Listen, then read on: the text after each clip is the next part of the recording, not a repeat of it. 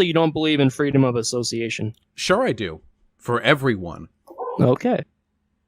Well, freedom of association doesn't mean you get to force your own association on other people. No, that's not how it works. You're engaging in very selective freedom of association here. You're saying white people should be able to, or people of whatever race, I assume you would make the argument for black people too, but for the example, that white people should be able to form little enclaves where they don't let anyone else in, but them not letting anyone else in is prohibitive towards the freedom that I would assign to all people. So, no, again, the world isn't your sandbox. You can't just say, "Oh, this is for the white." Oh, we only Can want we this. at least have a town that's our sandbox? No, why would I Or why would I like there to be a city of What white, about a white house? ethnicity? What about a house? Does anybody get to come into your house? Of course not. Don't be ridiculous. Okay, so why can't we extend that? No. to a That you community? realize you're making unironically an incredibly stupid argument. There's a huge difference between the autonomy of a house that you privately own and the civic ordinance of a city, which has open properties that anyone is free to move to. You realize that in one of those, really you big have house? you have a legal right to determine who moves into your property. You do not have a legal or ethical right to decide who moves into your city. If I buy up a whole city, do I have the right then? I would argue that nobody should have the power to buy up a whole city, but if you could do that, What then if me and all my white friends pool our money together and to collectively own a city? well, you would probably found, since that would make you landowners at that point, you would probably be found of discriminatory housing practices. Okay, I'm not making a legal argument. I'm asking you morally. Is that okay with you? Morally, I think that you should be shot, and people like you should be shot. But if I'm going to work within the confines of society, I think that, yeah, legally you would break a whole bunch of rules doing so. No, I don't like the idea of white people with power and privilege trying to cordon off a little segment of society for themselves. Why? Why not? Because I don't, Just because a it little- leads to just a because it little leads to slice people out. like you, to subhuman mongrels like you Hey, who think the I'm a color very- of a I'm a person's very skin nice is the guy, only thing that Vaush. matters about them. I don't care if you're No. civil. Listen, I am not a Come on, civil man. person, but what I am not is a bigot. You and your ideology are destructive. You're ruinous. You ruin Dude. worlds. Oh, come on, man. No. I promise, know I'm a you're really nice offended. I know guy. it hurts. You know, oh, I'm you're not so offended. nice. Oh, you're so kind when you do little Jewish dog whistles and you talk about the superiority of white people. Buddy, I don't care. I really don't. It doesn't matter how nice you are. I wouldn't care if you're an old grandma. Your ideology is toxic. And I think that obliterating it requires the destruction of enclaves where people like you can fester. Absolutely. Yeah, I'd make that judgment any day. You're an existential threat to society. I'm just a good old-fashioned I'm just a good old, postmodern neo-Marxist. I'm just interested in implementing a society that minimizes hierarchy as much as possible, including class and state distinctions. Well, why do you want to minimize hierarchy? Because hierarchy's cringe, my dude. Why would any society want to have a hierarchy? Well, because it's quite obvious that there are different people who at different stages have different levels of importance to a society and to the other people around them. Well, sure, then why don't we have a hierarchy of competence then? If somebody, for example, can contribute more, if they have some specialized knowledge, sure, let them be in a position of relevance there. But I don't think that should give them dominion over their fellow men, the ability to withhold power or enact state violence against them. Well, I'm not in favor of state violence against anybody. Nice! Hey, me too! You're nervous. What's up? What's wrong with you? You seem extremely nervous in this conversation. Are we getting to the psychoanalyzing right off the bat? You weren't even going to wait a little bit longer? I'm just asking. I'm just asking a question. You seem like really stressed out and tense. Do you do horoscopes too? Yeah, in my free time. But What's my sign? now Wait, can you tell based off my the wrinkles next to my eyes? No, I'm not watching you on the screen. I'm actually doing something else while we're talking. Wait. Are both your hands free? You okay? I beg your pardon? Both your hands free? You're not getting more out of this convo than I am, are you? Well, I just don't understand why where you think that we could, by legalizing sex work, we're going to get these people freed. Not legalizing not legalizing sex work, not deporting these immigrants. That's the example we're using. So if we don't deport them, again, how is this going to free them though? How are they going to wait, what do you mean? How's this going to free them? Because now they can go to the police, and the police will then put them into protective custody and take down the organizations that are enslaving them. This is how you deal with sex slavery. People escape, or people who aren't slaves themselves but are sympathetic to the slaves hear about this or involve themselves in it in some way. They report it to the police begin an investigation during which they may take some witnesses into protective custody, and then with the assistance usually of the FBI, they take down that organization, they free the slaves, and they arrest the people who need to be arrested. Now, one of two things can happen in this instance. In one instance, these people are not under threat of being deported, meaning that they have the freedom to go to the police whenever they want, and in another instance, they will be deported if they do, meaning that they have every reason to fear the police just as much as their slavers. In the former instance, more sex slavery will be stopped. Okay, but have you ever heard the term "snitches get stitches"? No, I haven't heard that term. Please explain to me how the cute term you've heard in the past that I've never heard, by the way, defeats the concept of data. Please. Okay. Do you realize how ridiculous you sound? Wait, here's mine. Build bridges, not walls. There you go. Now you can't build a wall at the southern border. Maybe I do sound ridiculous. So if that's the case, then so be it. But I just don't see how legalizing or decriminalizing, giving these people the ability to go to the police, reducing the threat of deportation does not reduce the threat of being killed by the person they're snitching on. These cartels are very powerful. Look at the not as powerful as the United States government, my friend. I know these cartels are powerful. Do you know who else was powerful? The fucking mafia. And yet, the American government was able to take them down in large part because there were people related to Capone, not blood related, but related to his industry, that were able to report to the police. I bet you that if every witness and every fucking turncoat and every fucking snitch that had ever worked with and in Capone's organization had been under threat of deportation by the police, that we never would have gotten Capone. Because the police would have been fucking idiots. Every time they get a useful witness, they have to turn it over to ICE. Are you kidding me? Yeah, no. Yeah, making it so these people can access the police is a huge step forward in reducing any kind of criminality, including sex slavery. But then how come, capitalist societies, as you call them, seem so sturdy? They don't seem to tip over at the drop of a hat. Well, sorry for mixing my metaphors, but you know what I'm saying. Well, they haven't. South America has had plenty of failed capitalist states. Africa and the Middle East and Southeast Asia have been festering hotbeds of revolution and invasion and colonialism, even without socialism. It's not so much a matter of the economic policies, it's a matter of their relationship to the most powerful global agents. How old are you? I'm 26. How old are you? I'm 52, exactly twice your age. Exactly double my age. Twice the wisdom. I doubt that, I was being charitable. Why do you ask?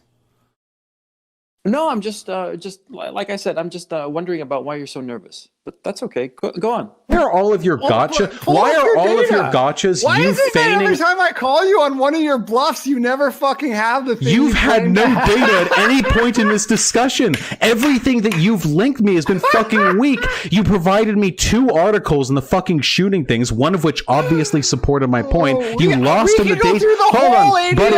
You lost on the Dayton thing. You found one fucking random ass shooting I'd never heard about. We're talking about sex binary. Wait, you utterly fucking lost on that subject. You got blown the fuck out on that in terms of science. And the evidence you have to support your argument that trans women are unethical to participate in women's sports is one article that doesn't even have any fucking data in it. Jesus Christ, my dude, you're killing it.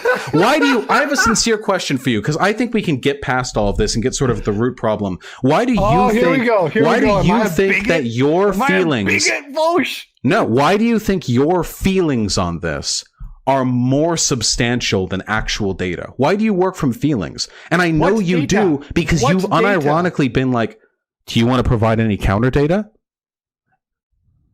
I'm looking up on my other monitor data right now, but until you have data, you're not going to shame me for not having data, my dude. I don't believe that we need science to tell us that men are strong. See, exactly. You don't care about the data. You'll find articles when you feel they support their point, but your actual position is held by your feelings. And that's what's so fucking sad, my dude. You don't realize how fundamentally anti-scientific your position is. You have this strong feeling, like men stronger than women, trans women are men. And you just work with that. And if you see data points or news articles or videos that sort of correspond to that, or like a picture of a really beefy trans woman, you'll go like, ha, see, but you don't engage with the actual discussion because you don't feel you need to. Your intuition is all it takes you.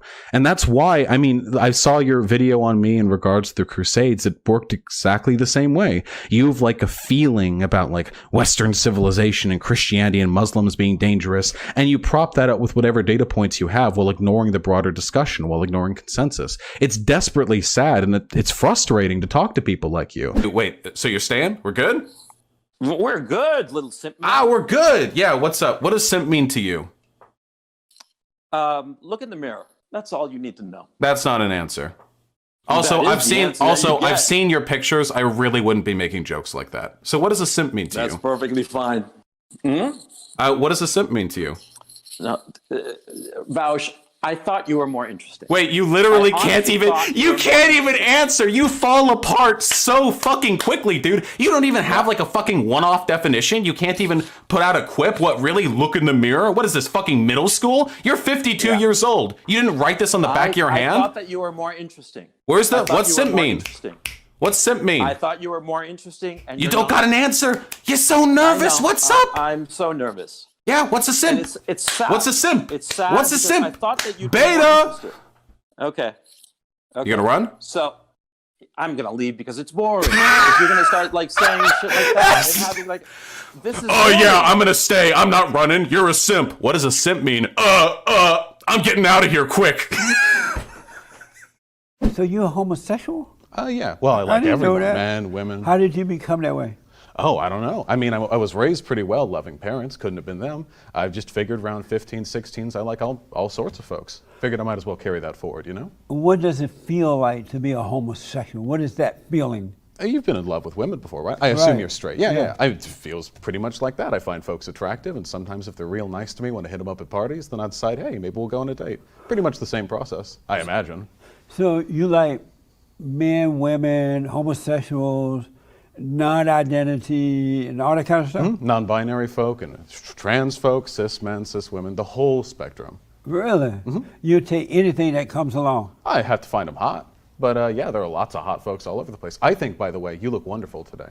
So I think you liking me right now? Oh, no, not like that. I just think that you're fantastic. You're aged wonderfully. You have a flawless beard going on. You're well haircut. I think that you're a phenomenal example. If you were into men, you'd have your pick of the cut, let me tell you. I appreciate that. I do. Wait. Hold on, one point. Oh, let me finish. So wait. Here's an article. Scientists reach 100% consensus on anthropogenic. Who disputed 1,000? Okay, I give you two other websites, No Trickstone and What's Up With That. There are more than 1,000 papers disputing the arguments of the climate alarmists. No, wait. No, that's not how science works. How long are you going to go on? And there are 100 papers who say the sun is responsible for that. 100 peer-reviewed papers. Wait, of course the sun is responsible for it. That's where all energy in the solar system comes from. The sun, the nuclear fusion at the core is the source of all. Wait, but that doesn't mean climate change isn't happening. First of all, the 1,000 peer-reviewed. Right. So first, the 1,000. My God, man. The 1,000 peer-reviewed papers you're referring to, which question the climate narrative, I guarantee you, are merely scientific disagreements amongst people who fundamentally agree on my narrative, but are sussing out the details. This study right here, scientists reach 100% consensus on anthropogenic global warming based on a review of 11,602 peer-reviewed articles on climate change and global warming. Now it's 100%. So here you go. I want you. Wait. I pose you a challenge. Okay, find me an article. A contrapositive suggesting that the vast majority of climate scientists agree with you, a peer-reviewed article on a journal, or shut the fuck up. You can do one of those two things. No, I'm not. I'm not claiming that. I'm claiming that there is there is a whole variety of people saying different things. And there was one study, for example. These are weasel words. Everyone says different things, but they agree with me. They agree with me. You're so weaselly. Just accept it. Everyone disagrees with you. Let's hear. But you know, more white people are killed by cops than black people. Yeah, because there are more white people than black people in the USA. Right. And you know, black people are not being killed disproportionately to the level of crime that they commit by police officers. Wait, well, you just said to the level of crime they commit, but what you actually mean is to the amount they're arrested. Considering the fact that black people are arrested far more disproportionately than white people for the same amount of crimes, these two stats might actually be related. For the same amount of crimes, disproportionately how? Like, no. Like for weed smoking, for example, black people and white people consume weed at about the same rate, but black people get arrested like 4 times as much as it. But why? Because black neighborhoods are over-policed. And also police because of long-term racial bias? What do you mean? They're not being over-policed because of racial bias. There's more violent crime in those areas. Wait. You have a background in criminal justice and you don't understand the problem with over-policing black communities? I have a background in criminal justice and I understand that they target resources to areas with violent crime. So let's go over this. Okay, because I also have a background in criminal justice. Here's a problem, all right? Let's say you have 2 neighborhoods, white and black, and the black one's a little bit poor because of long-term systemic slavery, Jim Crow, blah, blah.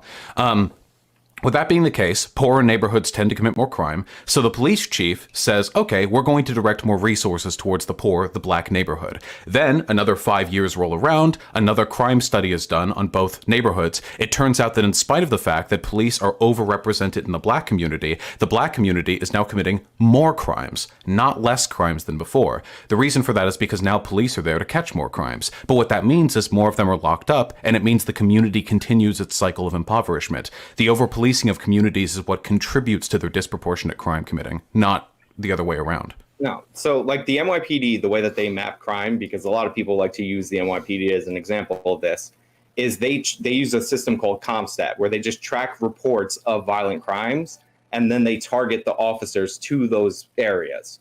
Now, they do catch some crimes like marijuana, which is like the one crime everybody goes to, just because they're more present in those areas. Because to catch somebody smoking marijuana, you have to see it and smell it. Yeah. If you have more eyeballs and more nostrils there, then of course you're going to disproportionately get people for marijuana. But that's one issue. Crime as a consequence of a higher murder rate, of a higher assault rate. Like, why do you think there's a higher murder and assault rate? Why do I think that there's a higher murder and assault rate? Yeah, in black communities. Because, well, not black communities overall. There are specific black communities that have way higher murder rates. Yeah, I agree. Why? Because they're committing murders at higher rates. Yeah, but why? Well, you have fatherless households, and typically people need male role models, especially men, who are most of the people committing these crimes. Yeah. And when you don't have a male role model during your peak offending years, you know, you're 15 to 24. Why don't they have fathers? Because they're not like getting. Because a lot of them are getting arrested. Yeah, that's the cycle. Yeah, a lot of them get arrested, which means a new generation grows up without any kids having a father figure, which disproportionately commits the committing of more crime. But he isn't literally calling for the genocide of all non-white people. To which my answer is, what do you think is more likely? That Nicolas Fuentes, who is a Nazi in every other respect, stops short on this one, or that Nicolas Fuentes, like all other fascists, lie constantly because they know there would be consequences to extremely outwardly open bigotry on YouTube, where they might be deplatformed? Which do you think is more likely? That first point is just not true. Which one? The first one you made. Which one? The one you made, and then you kept going, and then you told me not to stop you. Are you high? Can you not keep a point in your head for 30 seconds? I am high. Yeah. Well, you're just. Wait. Wait. Your first point on moral degeneracy was drug use, and you came to a discussion on your political values high? Yeah, of course. You fucking degenerate. Your ancestors would be ashamed of you. You know that? Probably not. They probably smoked. Yeah. I don't know if they would smoke when they're going up to bat in front of an audience to try and defend their values. Definitely have. I think it's just best to break them up whenever possible. Why? Make sure they don't. Because Vaush, honestly, they just ruin a neighborhood. But what does that mean? Like, and they still exist. Drug addiction. When you break them up, they still exist. Like, yeah, but not congregating together where they can drug deal, where they can like. Everyone drug deals.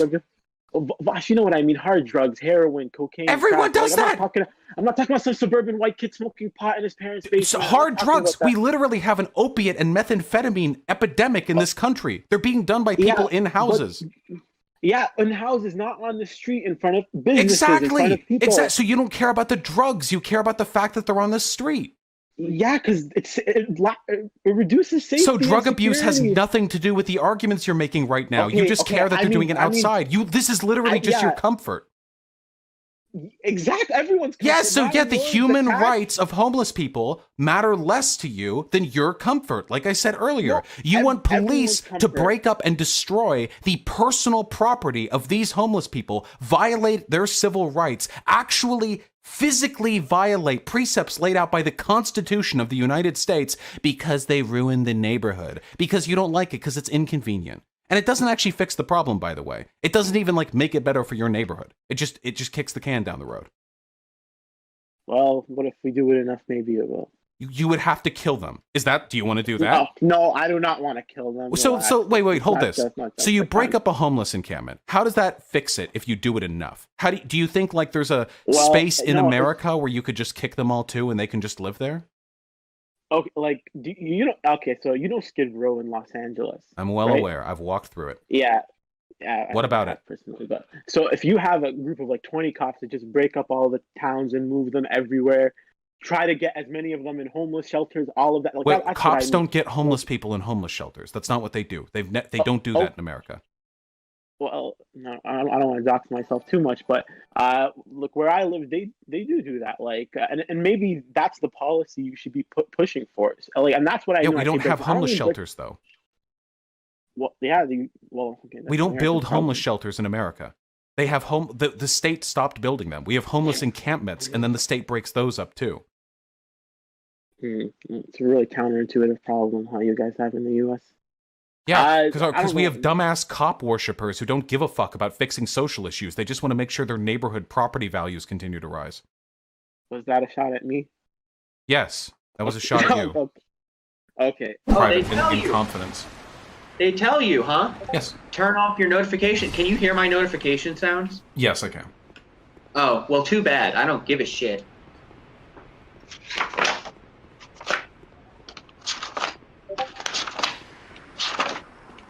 Why are you physically... Do you have a physical document in front of you? Of course I do. Is it... What... On what subject is it?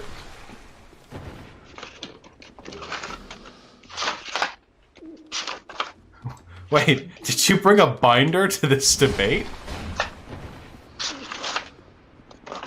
Did you bring a binder to this debate? Did you not? No, I You don't have anything. You just have your video games there and lying and saying, "Oh, it's all up shop porn." You know what they say? Boys from 1994 don't even know how to cook or binder. All they know how to do is play Dark Souls 2, do propaganda, socialism, and lie. You know how they say. And eat hot chip. Well, it's a meme, but effectively, I guess that's true in this case. That mentality, Vaush, is such a major flaw within the LGBT community. No, and within no. I can't let you get away with this because this is what you people do.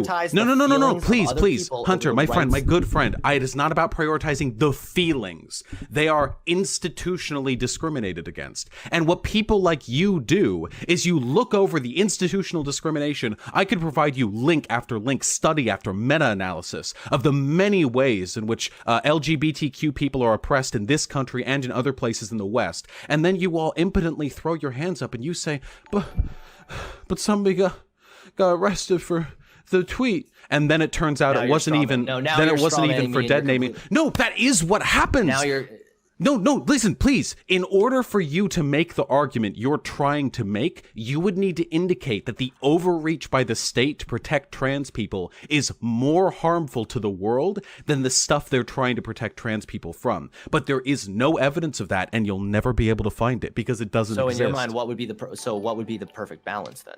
Wait, I don't want a perfect balance at all. Ideally, I want trans people to not be oppressed. But if in the process of them no longer being oppressed, we can like maybe like the state gets like a little over here a couple times, but trust me, there's plenty of criticism every time the state does anything related to pronouns, okay? This is hardly an non-discussed issue. Yeah, I would take that reality over one in which trans people can like never meaningfully get their voice out because everything they do is posited as an example of their feelings being preferred over cis people. You unironically tried to argue that opposing a state authoritarian bathroom bills is an instance of prioritizing trans people's feelings over cis people. That's such a dishonest framing. I mean, oppression is a suppression of rights.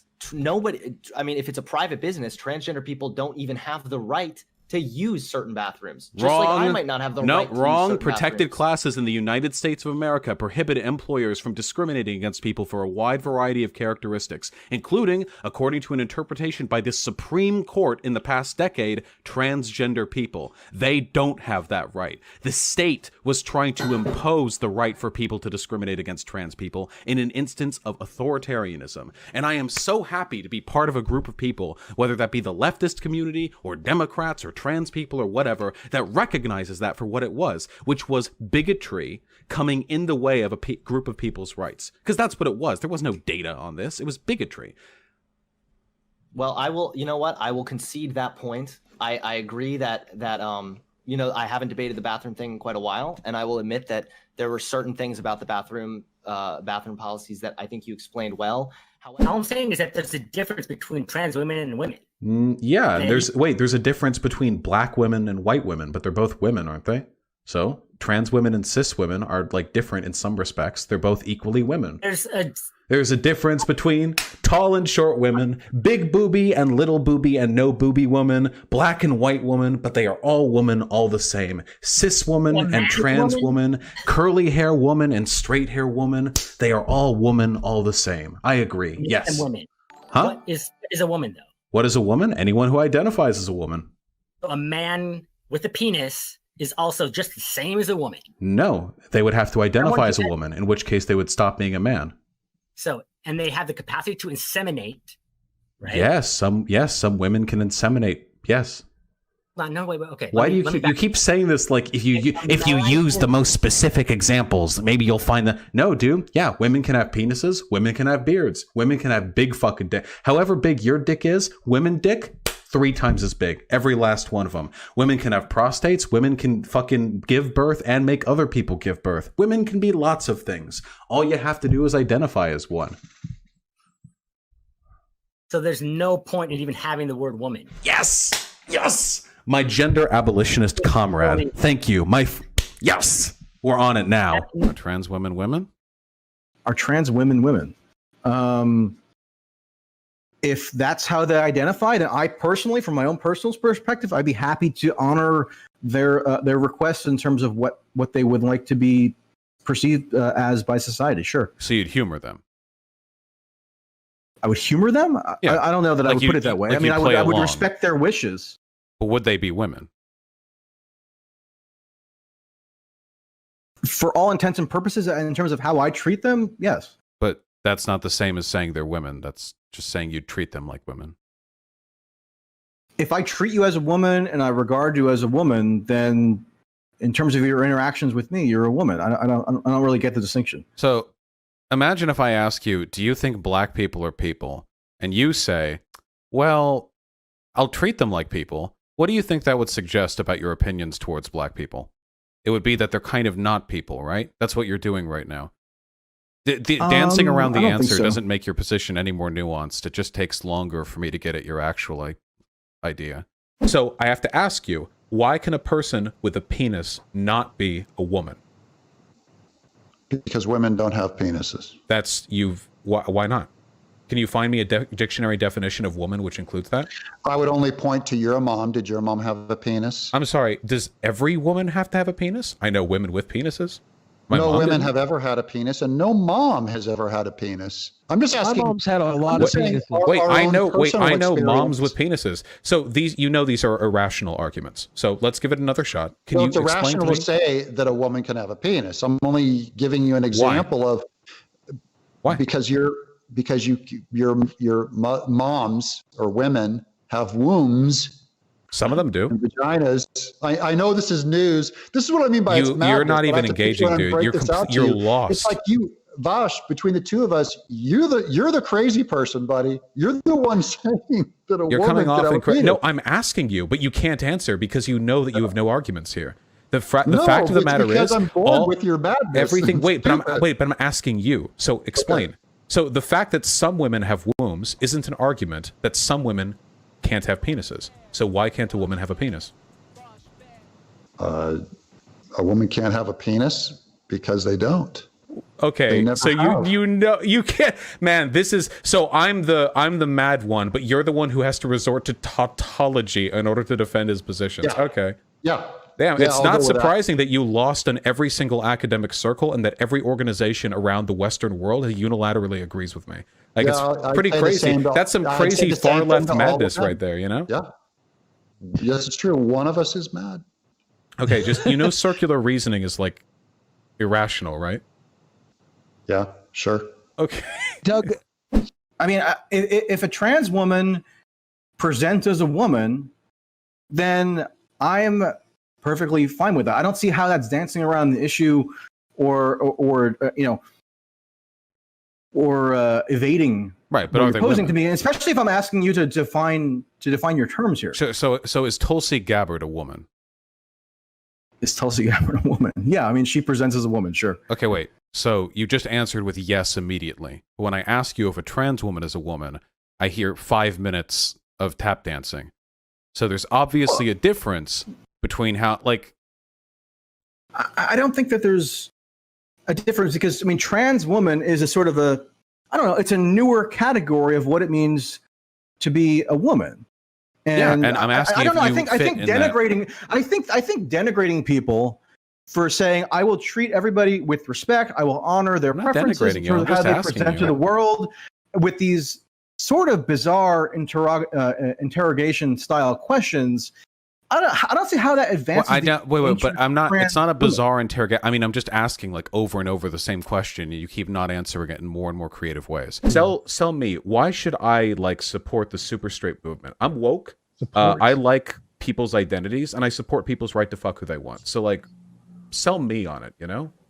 So the reason to support the super straight movement is because it points out the hypocrisy of the woke community. So if you don't like the woke community, the fact that they accept some identities but not others. That's not a hypocrisy. That's wait, hold on. You're okay. Wait, hold on. You're okay with me shaking your hand but not punching you in the face? I thought you were in favor of all forms of hand-based like physical contact. What? Nobody in the left has ever said they accept all identities. What about neo-Nazis? Like, this is such a fragile criticism. You claim to be accepting of all identities. You're okay with trans people but not neo-Nazis? The hypocrisy of the left. I'm technically okay with all identities. I don't care what your identity is. You can identify as a attack helicopter. I'm fine with that. I don't care. I don't care about your identities. Okay, but nobody on the left has pledged to support every identity that exists, because this would include every political identity that has tried to hurt them as well. So the argument here isn't that literally every identity. The argument That's the argument that you you're have making. such no, it's not. So the argument is that there is such a broad spectrum of identities listed. Like, just watch a Blair White video where she just goes through hundreds of them.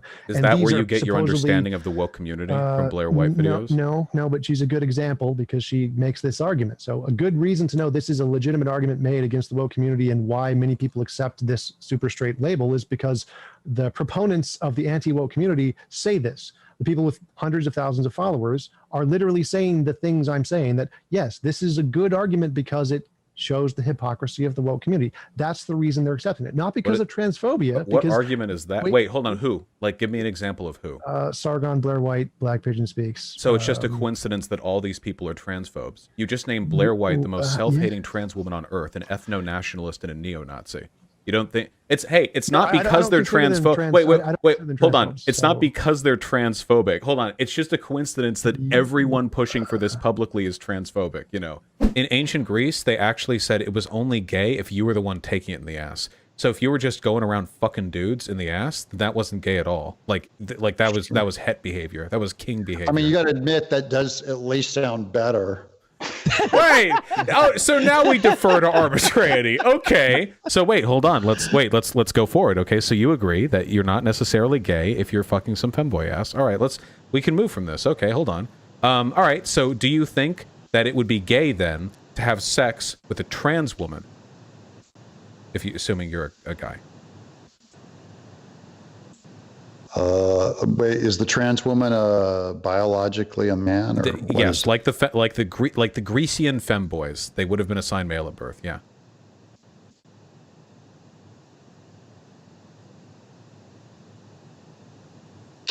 I think Doug's computer broke. Yeah, Doug's computer froze. Is he frozen? Real? No, this is what happened. Or is he just thinking really hard? He short-circuited because he's like, wait, hold on.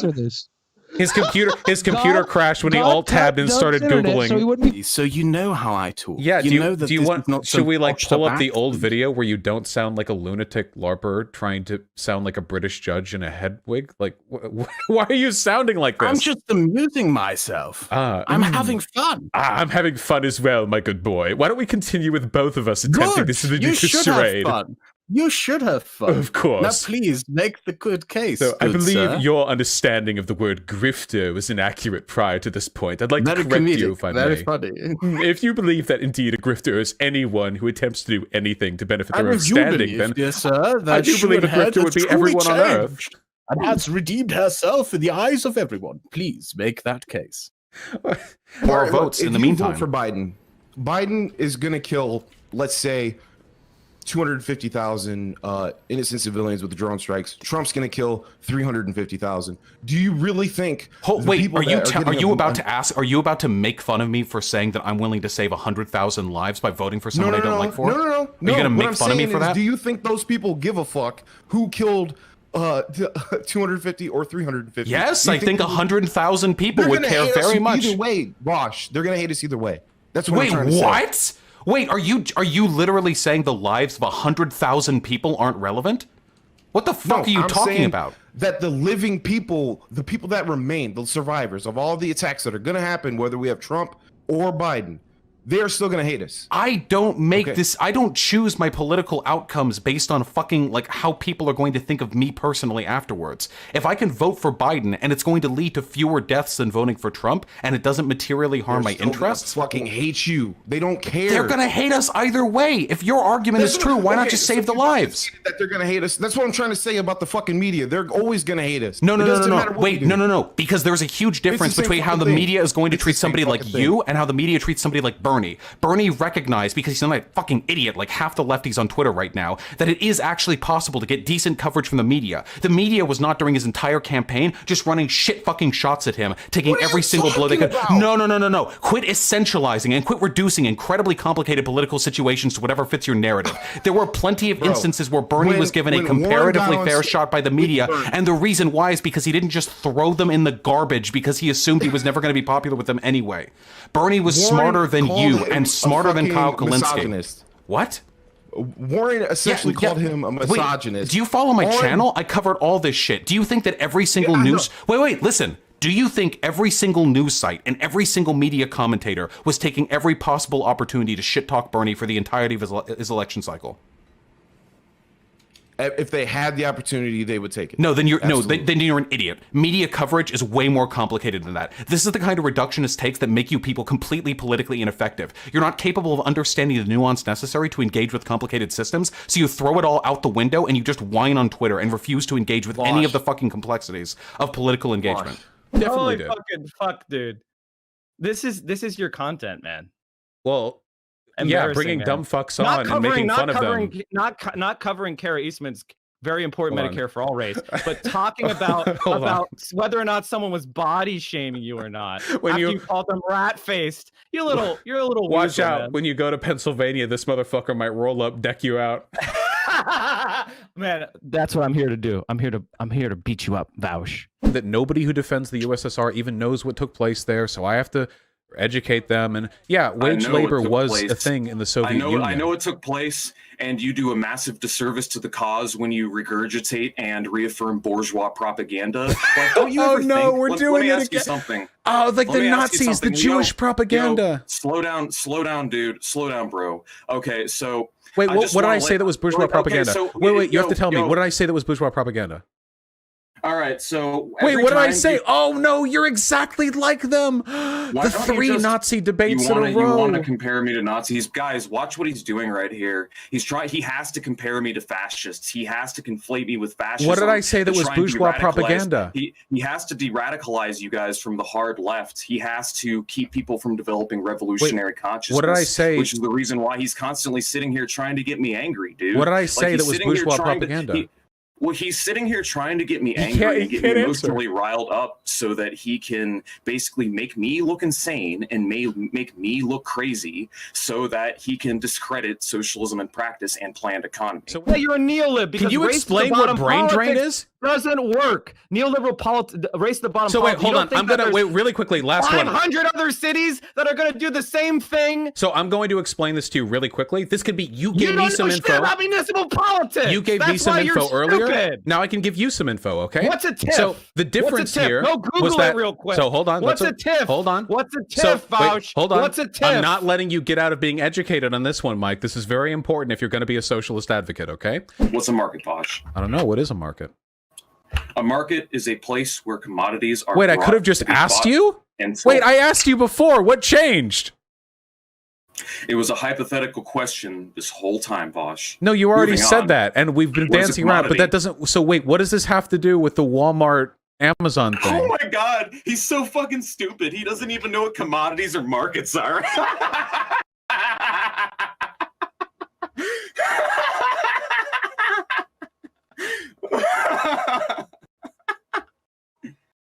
Ooh. You're a fucking idiot, dude. I hope you enjoy the grift while you can, because this isn't going to last forever. You're going to be selling pencils from a cup in like the next 5 to 10 years. Like I was saying, man, I didn't need to put any work in to make you sound fucking crazy. It's all it takes is a little gravity. Tell me, then how do you? Because I've seen it happen. How do you solve it? Come on. How do you solve it? You solve it through sewer socialism. This is another thing you don't know what it is, probably. Just answer. How do you solve it? Sewer socialism. So you focus on creating the best possible public services. You fund education.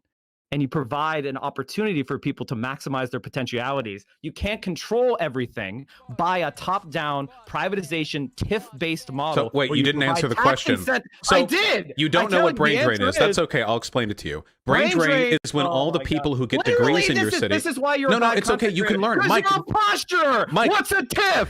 Mike, this is a learning opportunity. That's okay. Hold on. You don't know anything about politics. It's embarrassing. I'm talking to you. No, it's okay, Mike. No, we're almost here. Okay. Oh, yeah, Kulak's actually opposed Stalin. So yeah, everybody should oppose Stalin. Stalin was horrible. He's probably. I would disagree that everyone opposed Stalin. No, yeah, everyone should have opposed Stalin. No, not okay. Everyone did. Yeah, everyone should have. Yeah. He was well. That's your prerogative, but in the context of the USSR, even do I disagree that Lenin didn't want Stalin in? Like even Lenin said, "This guy's fucking dangerous. He's a fucking lunatic. Don't let this guy get in charge." He had to kill his opponent in order to get that position. He chased him out of the USSR. And Stalin actually democratically won over Trotsky's program. I mean, if you want the citation, Adolf Hitler won and then was legally appointed chancellor. No, he was appointed. Yeah, he didn't win a democratic election. He was appointed. He won. He got like 30% of the vote prior, and then he was appointed. These were legal processes. The legality. Yeah, but he made himself a dictator illegally by changing the constitution. And is it? I'm sorry. Is it legal to murder your opponent, Trotsky? Well, the murdering happened a lot longer, but yeah, even because before he chased that, Trotsky. No, he chased Trotsky out. There was a. Oh my God! I'm sorry. I haven't read up on my. Wait, I'm sorry. I haven't read up on my Stalin shit for a while. The idea that Stalin succeeding Lenin was an act of democracy is ludicrous. Do you want the citation? you can send me a citation if you want. I'm sorry, was this party democracy or was this real democracy? Well, the word "real" kind of begs a question because Yeah, it does. Yeah, because I don't Soviet think a society that only lets 10% of its party elites vote is actually a democratic society. Well, who do you think got those people in power in the first place? Was it the state? Was it the autonomous being of the state? You're or the defending workers? an oligarchy. You're saying because Stalin was a strong man who was able to get party officials in power, that their voting for him was legitimate. You're literally defending an oligarchy right now. You realize that, right? You actually it think that people should absolutely just is move not. out of Middle America and Absolutely go is not. live in megacities on the coast? Whenever I talk, you start talking. So I have a homework assignment for you. You can't Go answer look the up question. There you go. I started talking. He actually can't. Dude, and he has the you neoliberal started position, talking. unironically. You started talking when I started So talking. wait, You answer did the it question. again. Answer the Stop question talking. then. How Shut would the you fuck up. prevent people from leaving Middle America? You can't. Wait, is that in your socialism? You think you can prevent people from leaving one region to the other? No. This is Soviet style. Okay, hold on. command Wait, I'm and sorry. control. What are you Sorry. talking about? I forgot you This had is 30. Wait, bafflingly sorry. stupid. Hold on. So I forgot you had 30 IQ. So what I actually meant, and any reasonable person would have known what I meant. Go ahead. What would you do to prevent the drain of resources and labor from Middle America towards Coastal America? It depends what you're talking about. So do you want all these Do you think from a communities to just municipal die? perspective? I think some communities are going to shrink, which they already have. And neoliberalism is what made them shrink. Working class Mike over here. Don't revitalize your cities. Just have everyone move to Seattle. Dude, you have Destiny's position. You're Just actually move. dumb as fuck.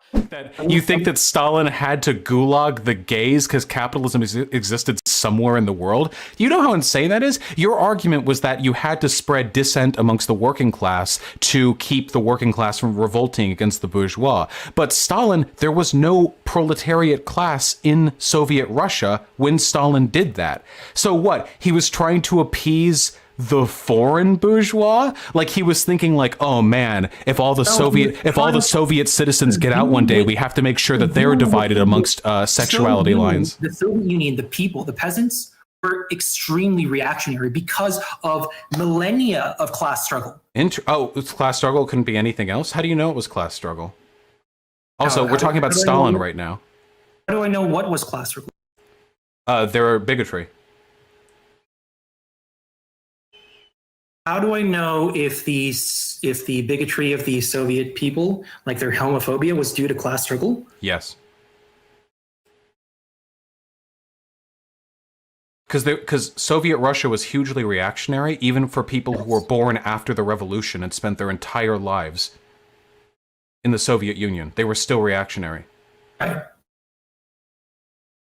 Because they couldn't spend their resources on combating that reactionary feelings among the people when they had to spend all their resources on trying to keep their country alive. You're incredible. The mental gymnastics.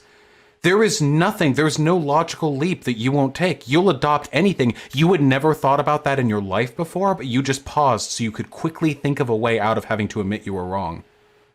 That's insane. It's fitting that you're anti-intellectual. You're like a toxin. So your argument is that in order to generate the tax revenue necessary to upgrade the infrastructure in Omaha, which by the way doesn't even fix brain drain, what they should do is annex neighboring cities to get their tax base. They're not cities; they're outlying suburbs. They were created for what do you white think flight. suburbs are Do you know in? what white flight is? What is white flight?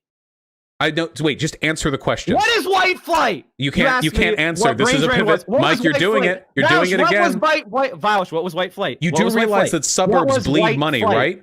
White flight, Vaush. What is white flight? Okay, so you don't have an answer, and you're just going to ask rhetorical questions that everybody has an answer to. Every time I talked about sewer socialism. I talked So about can you point me to an annexing area suburbs. in Omaha that's suburban that hasn't been annexed? You do realize that suburbs are an economic drain on cities, right?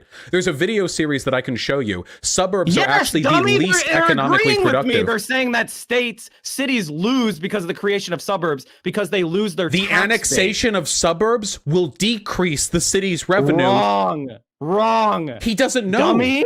You're stupid. All right, that was good. Have fun. You're Don't actually be mad. dumber than I thought. Neoliberal Mike, just move You're to the coastal cities. dumber than I. All right, wow. Well, that's a bit of a loaded statement because Trotsky wasn't murdered until well after that referendum. He was chased out of the Soviet Union as Stalin assumed power. All right. Let's just get away Wait. Why? That's so dishonest. Why would you say that? He was chased out above threat of death. Just because the death happened after doesn't mean that the threat of death didn't exist prior. Yes, Trotsky was a good boy. He didn't do nothing. I'm sorry. Did you just didn't do nothing me? Did you just pivot off of acknowledging a point by trying to suggest that the person who was murdered was legitimate? What the fuck are you talking about? You're the reason why I can't. Stalin never should have been put in power. He was a lunatic and Lenin knew it. He was just strong and charismatic. That's the only reason he was kept around. So do you agree that treason should lead to death? What do you mean treason? He ran against Trotsky. What treason did Trotsky commit by running against Stalin? After. Your point was after he was chased out by threat of death. Your point was, Vaush, is that Stalin was treason? I can't believe I'm listening to a leftist right now. You keep interrupting me. You just compared Hitler to Stalin. Hitler appointed himself and then changed the German constitution to make himself. No, I compared your defense of Stalin to other alt-righters' defense of Hitler. Okay, well, do that all day. I don't care. I'm not a. I know you don't. I mean, you don't give a fuck about any. You don't give a fuck about the proletariat, dude. You like reading your theory, imagining yourself smarter to the average person, and jerking off to the fantasy that you may one day lead the Vanguard Party. Don't you fucking scoff at me. I know exactly what your type is like. You're the fucking petite authoritarian. You're the one who believes that if you were born in a different class station, you could have been the one to lead the idiots behind you, to lead the banner into battle. Okay, but in reality, you and me are no different from the average person. We're a little bit more well-read, but we are just as stupid and self-interested as every person watching this and every person right now on an oil rig or working at a fucking barista job at Starbucks. We are not above them, we are them. And I would not want to be part of any leftist revolution that precludes their will for our fucking enlightened sensibilities. Where your framing is for where you're getting your arguments, and every time I press you and ask you a question to make sure I get you understand the nuance, you just repeat yourself. Your nuance you just, was ignore data because it's from the West. I'm not saying that Western data is bad. I don't believe that all Western data is bad. That's just ignorant. You just said, would you really take Western data over the anecdote of one individual? No, I didn't say that. I meant wait, chat, did she not say that? That's not. You know this is being recorded, right? My memory is not that bad. Of course I do, but you're misinterpreting everything that I'm saying. Did you misspeak? Everything literal, and you're just going through every single. When I said something wrong, you took it literally. You should have interpreted it allegorically, like a dance. You're interpreting everything I'm saying literally. You're not giving any sort of. You complained that I interpreted what you said literally. You're like beyond parody. The issue is the Uyghur genocide is happening. There's proof it's happening. It's not just one report of questionable authenticity. There is a plurality of evidence concretely indicating that it is something that's happening. Is all the data coming out from Western media about it accurate? If it's happening the way you say it's happening, that's wrong, and I denounce it. If it is, ooh, okay, all right. But I'm saying that we don't have all the facts. There are a lot of fantastical claims made in mainstream media that people have questions about. And I am worried it's just about unbelievable. I'm hearing China. this from like a leftist. I'm seeing how consistently the U.S. media lies, how the New York Times mistranslated workers in their video about China's healthcare. I mean, there is consistent deception in U.S. media when it comes to all things regarding China. So I have questions about it. Have me arrested, have me shot. Okay, I mean, I don't need to have you shot. This isn't China, so that's not how we respond to political dissidents. But yeah, that's insane. Like this is like genocide doing. When denial. You call tankies fascists, everyone knows you're dog whistling to anarchists and Antifa to be violent. You are calling for violence. What? You would have had Nelson Mandela beaten up by Antifa. What?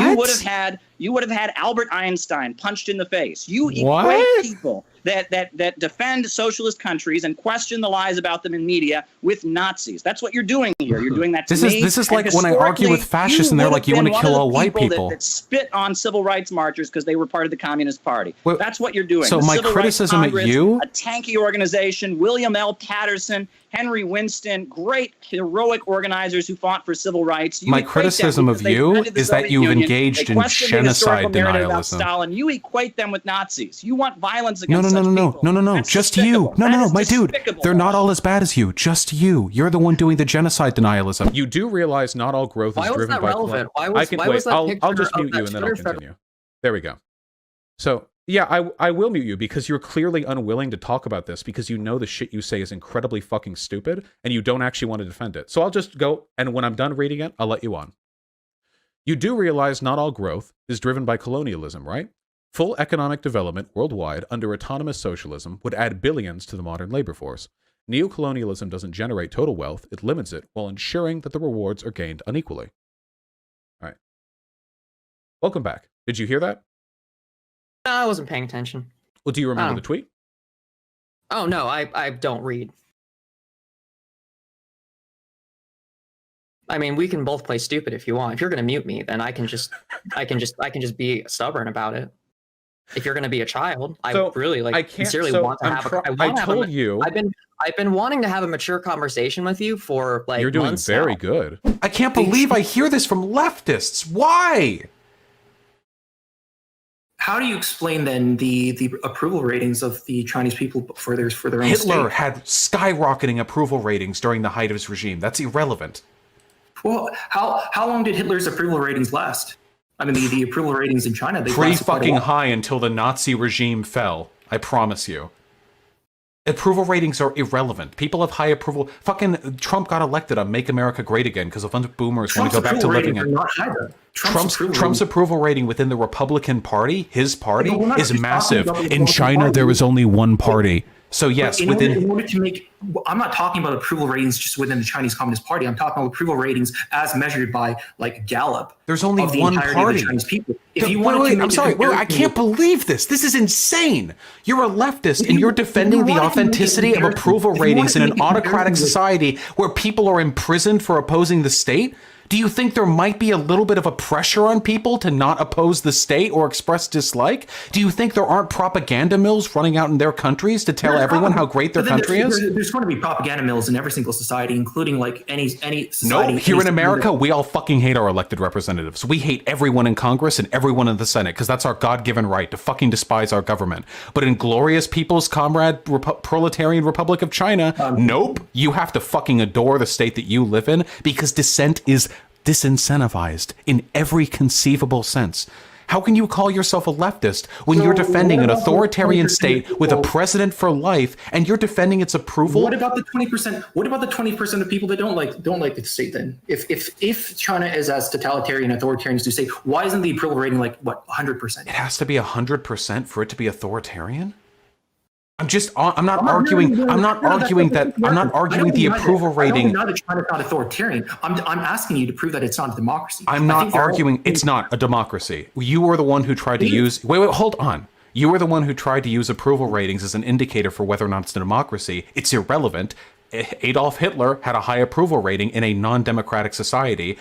Fascist governments right now, what's happening right now in Hungary and Poland, very high approval ratings for the fascists that are taking prominence. Democracy and approval ratings have nothing to do with one another. What fundamentally would you describe as democracy? Because I see it as if it's ruled by the people, then it's democracy. If the people are agreeing President for life.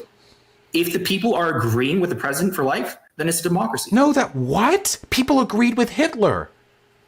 This is insane. You're literally just a fascist. You have to face You're a fascist painted red. Do you realize that? You're defending populist rule of an authoritarian leader and saying that as long as they're representing the will of the people, that their rule is valid. This is identical to fascism. Okay, so Fuentes, Groper, Red Fash, Tankie, when Fuentes doesn't like data, he calls it Jewish, and you call it Western. Parody. What else are you going to say to me, Vaush? How condescending can you possibly be this entire? I don't know what you are in this case digging your own grave right now. So I'm just watching. I don't lose anything about this. I think I'm going to lose nothing after this conversation. Well, no, because you don't have anything. You're not like some giant public figure, and the people you associate with are as stupid and reprehensible as you. So no, you're not going to lose anything, okay? And I'm probably not going to gain much either, because anybody worth talking to and having listened my content already knows you're a worthless piece of shit, And the kinds of people who don't like me are the kinds of people who would already agree with me on that. Okay. I love listening to people that sit in a chair and just yell boring politics, calling other people piece of shit. Like, what have you done? Have you organized? I substantiated the argument is what I did. Have you organized, Vaush? Yeah, I'm organizing these nuts. All right. You said that this was a poorly ventilated building. There was a massive gaping hole on the top of the roof. There was open windows, and there was multiple avenues for people to leave the building and go out into the open where they would have been able to have fresh air. The toxicologist pointed out that it didn't make sense. The city was under siege. In the short time period between the reported occurrence of the alleged incident and the time that the videos were recorded, that they would have had that onset of excessive frothing or pulmonary edema. Jackson, the city was under siege. You're in an apartment building, huddled for your life, and you hear your roof. Wait, please hold on. And you hear your roof get blown out. Is your response to run out into the street? A hole in the roof too. It wasn't a one-story building. There were people in the lower floors of the building. All they heard was the roof get blown out. Chlorine gas is heavier than air. It sank to the lower levels, which is where most of the corpses were found. It was not a highly contained building. There were open windows. There was very clear avenues for people to leave the building, such as doors, and there was a gaping hole in the top of the building, which is where the cylinder was found. Okay, so in one of the cases, gas sinks. So wait, I know. So I get this sometimes when I argue with like wannabe Jackie Chans who think they could kung fu their way out of like assault. If you're in Syria and your city has been under shelling from the government for a long time now, you hear your roof get blown out, people are screaming, dust is billowing down, and all of a sudden people start choking. Is it dust? Is it gas? You don't know, but you do know you're not supposed to go outside during a fucking shelling. Now, normally, when it comes to chlorine gas attacks, you head to higher ground, but the gas was coming from the higher ground. This was a worst-case scenario for the people in the lower levels of that building. That's where the corpses were found. I love that your denial of the Uyghur Holocaust right now, because didn't deny anything. I'm sorry. I'm sorry. There are flaws Denial. in the official narrative. You're trying to. I know flaws in the narrative. I know what you're doing. I flaws didn't in the deny anything. Oh, I've heard that before too. Hey, did you know that when the Soviet Union originally arrived at the Auschwitz-Birkenau camp, the plaque that they whoa, slow down there, Maupin. Okay. Did you wait? Okay. Hey, continue. Right? Did you know that the plaque that they originally posted suggested that 6 million died there, when in reality the updated number later said 1.47 million? Did you know that there was an order for a metal door that went to a camp that didn't actually have any door frames that could fit it? Seems almost like it might have been bought by another group trying to incriminate that. Oh, wait. I'm not saying that the Nazis didn't do anything, mind you. I'm just saying that there is undeniably a lot of war propaganda following, the World War II that we should probably examine critically before we, fully address any of the accusations here. Dude, you literally are doing this just because there are a couple. Just because, you're questioning the official narrative. I mean, and you started this by saying you don't equate people like me with Nazis. Wait. No. Like I don't equate all. Everyone sees how. Wait. I don't equate all tankies to Nazis. I mean, the Holocaust is one of the most well-documented. Can you let me finish? History. And at the time that it happened, mainstream media in the United States were the ones downplaying it. It was mainstream media that was downplaying it, and it was leftists like myself that raised the alarm about fascism. So it was communists and socialists that raised the alarm and said Hitler is killing people. While people like you, people that hate communists, people that hate the Soviet Union, they were the ones downplaying the crimes. Dude, you don't give a fuck about communism. I need you to answer, all right? So you don't think there's any malintent. There's no conspiracy. There's no collective intent to harm America. It's not about destroying the Goyim or white people. It's not about deliberately bringing in brown people to destroy like the Goyim or any shit like that. It has nothing to do with that. It is just a disproportionately powerful group of people who want, for their own reasons, which are completely non-malicious, open borders. For the most part, I don't think most of them are being actively malicious. What about the ones who are? Say. What? What about the ones who are? Who's being actively malicious? Well, I think, like you said, Jewish people and European people have a long history of animosity towards one another. So do you think Jewish people might be taking it out against white people? I think that might be a factor sometimes, yeah. Oh, cool! So it only took 15 minutes of arguing before you would admit the thing we all knew you believed at the fucking beginning. Yeah, so there are Jewish groups in America wielding disproportionate influence to engage in an open borders war of revenge to destroy the European folk they're mad at. That's the conspiracy! Why did you waste our time? It's not a conspiracy, though. They're open about this. Yeah, it's not. Please find me a publication where the Jewish elite say we are mad at Europeans because of the Holocaust and we are going to destroy whiteness by invoking open borders in America. Can you please find me where they've been open about this? Do you know who Noel Ignatiev? I don't know. Is me Googling this person going to prove you're fucking Ignatiev? Let me see. An author. Let's see. Yeah. Author, historian, best known for his work on race and social class and his call to abolish whiteness. What's wrong with this? Wait, do you think that one author wanting to do, by the way, the same thing that I want to do, abolish whiteness, do you really think one author doing this is the same as proving that a fucking transnational cabal of Jewish elite are trying to do this for revenge? Oh, I didn't say that, buddy. That's just what... I knew you were trying to pull me into a trap where you're going to say I said something that I didn't. I just said there isn't a trap. You already admitted you believe in the JQ. There's no trap. You're already an idiot in the eyes of myself and everyone else watching right now. Crushed fascists were murdering people and the world sat back and did nothing. It was leftists, it was tankies who raised the alarm about fascism's crimes. Maupin. Yeah, you're just completely mischaracterizing it. Okay. Mainstream media was downplaying the crimes. Maupin. Okay. Let's give Vaush the floor for a minute. Yeah, okay. So, as I was saying, you're not denying the Uyghur genocide. You're just taking a couple of misplaced, like factoids that turned out to be incorrect. Saying we don't have all the facts about what's going on in China my and are dude! suspicious of mainstream media. And the fact that you would equate me with people who deny Maupin, my dude! well-documented events in world history is absolutely despicable, and I don't want to continue this line of discussion. Wait. I can't just let you engage in genocide denialism and then walk away from it. You've made false comparisons between me. Everyone's heard you. I'm done talking about this. Yeah, let's just. Hey, it's okay. Hey, it's okay. Okay, my apologies. Move on, please. My apologies. Okay. I'll be nicer, but I do have to finish this one point. Okay. So often, when defending an authoritarian regime against a genocide accusation, it's more optically and rhetorically efficacious not to outright deny its existence, but rather to draw up some questions like, "Hey, there is a lot of propaganda here.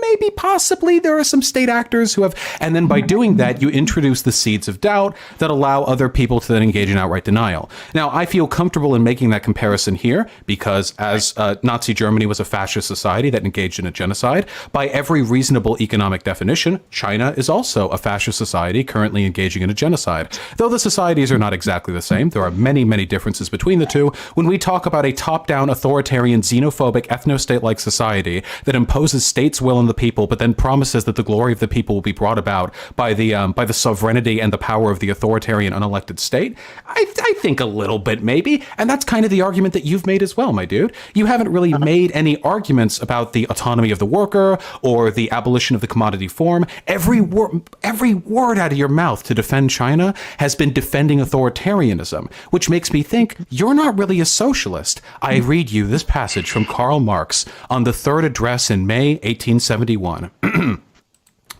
But the working class cannot simply lay hold of the ready-made state machinery and wield it for its own purposes. The centralized state power, with its ubiquitous organs of standing army, police, bureaucracy, clergy, and judicature, organs wrought after the plan of a systemic and hierarchical division of labor, originates from the days of absolute monarchy, serving nascent middle-class society as a mighty weapon in its struggle against feudalism. Or in essence, the workers seizing the state is not nearly enough. It's not even close to being nearly enough. All you're doing is replicating the previous system of government, except with different people in charge. So we need a more substantive change, which China has not engaged in to any extent whatsoever. Are you saying that the far left is responsible for cultivating an ideology of anti-whiteness in this country? Oh yeah. Okay, cool. So why are they doing that? Because they view white people as the eternal oppressors of non-white people. Okay, who's a non-white group? Well, what do you mean? Who's a well, what you're describing right now... Races that are not European. Okay, well, really quickly, just so you know, what you're describing right now, and I'm not ascribing this position to you, so I want to be able to finish my point before you interrupt me, is the Jewish question.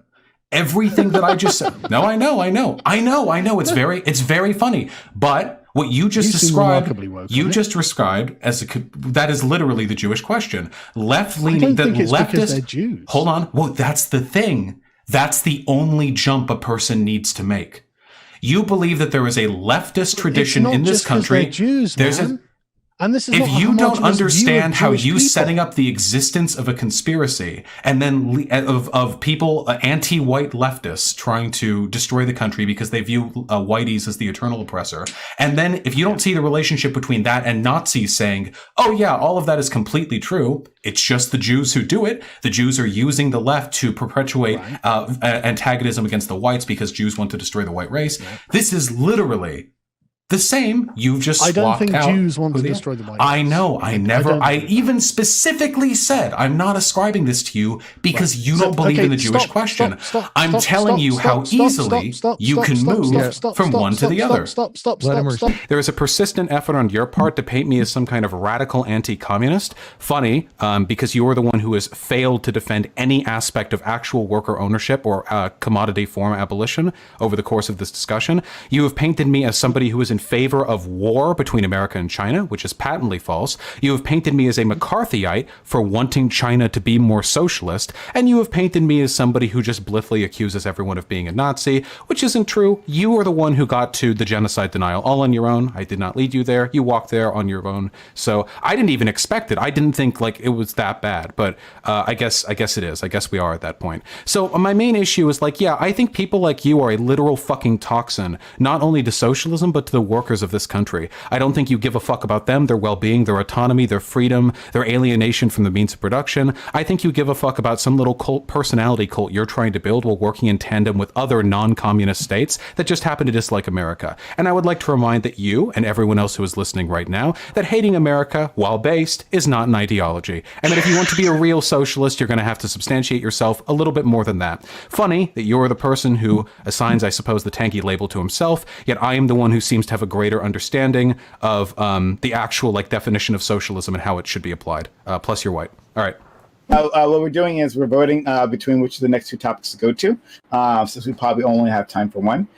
So the topic 3 is the Marjorie Taylor Greene one, and then bonus topic is the drugs and sports topic. So which one would you prefer? I feel like everybody but LectureFan is going to be on the same side with the Marjorie Taylor Greene thing. True. That's how every topic's been. Yeah, it's rough out there being a dumb fuck. Oh my god! I leave it up to you guys. All right. Well, that's a vote for mind. So you agree culture and race aren't related? It's culture is related to your environment, not to your race. I would agree to some extent. It's also in where you define culture. What culture would you define that is intrinsically tied to one's race?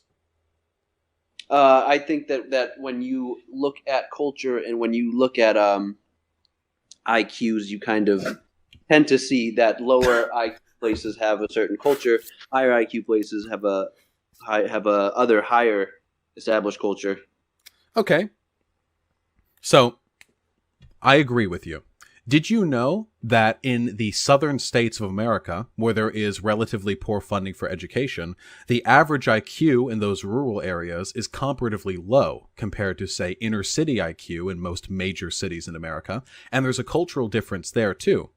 Also, studies have shown that education correlates highly with one's IQ, whereas race doesn't seem to, not intrinsically. So I would make the argument that as long as people who come to this country benefit from our educational system in a way that is conducive towards giving them a higher IQ, which it seems to, that these people would eventually come to share my cultural values.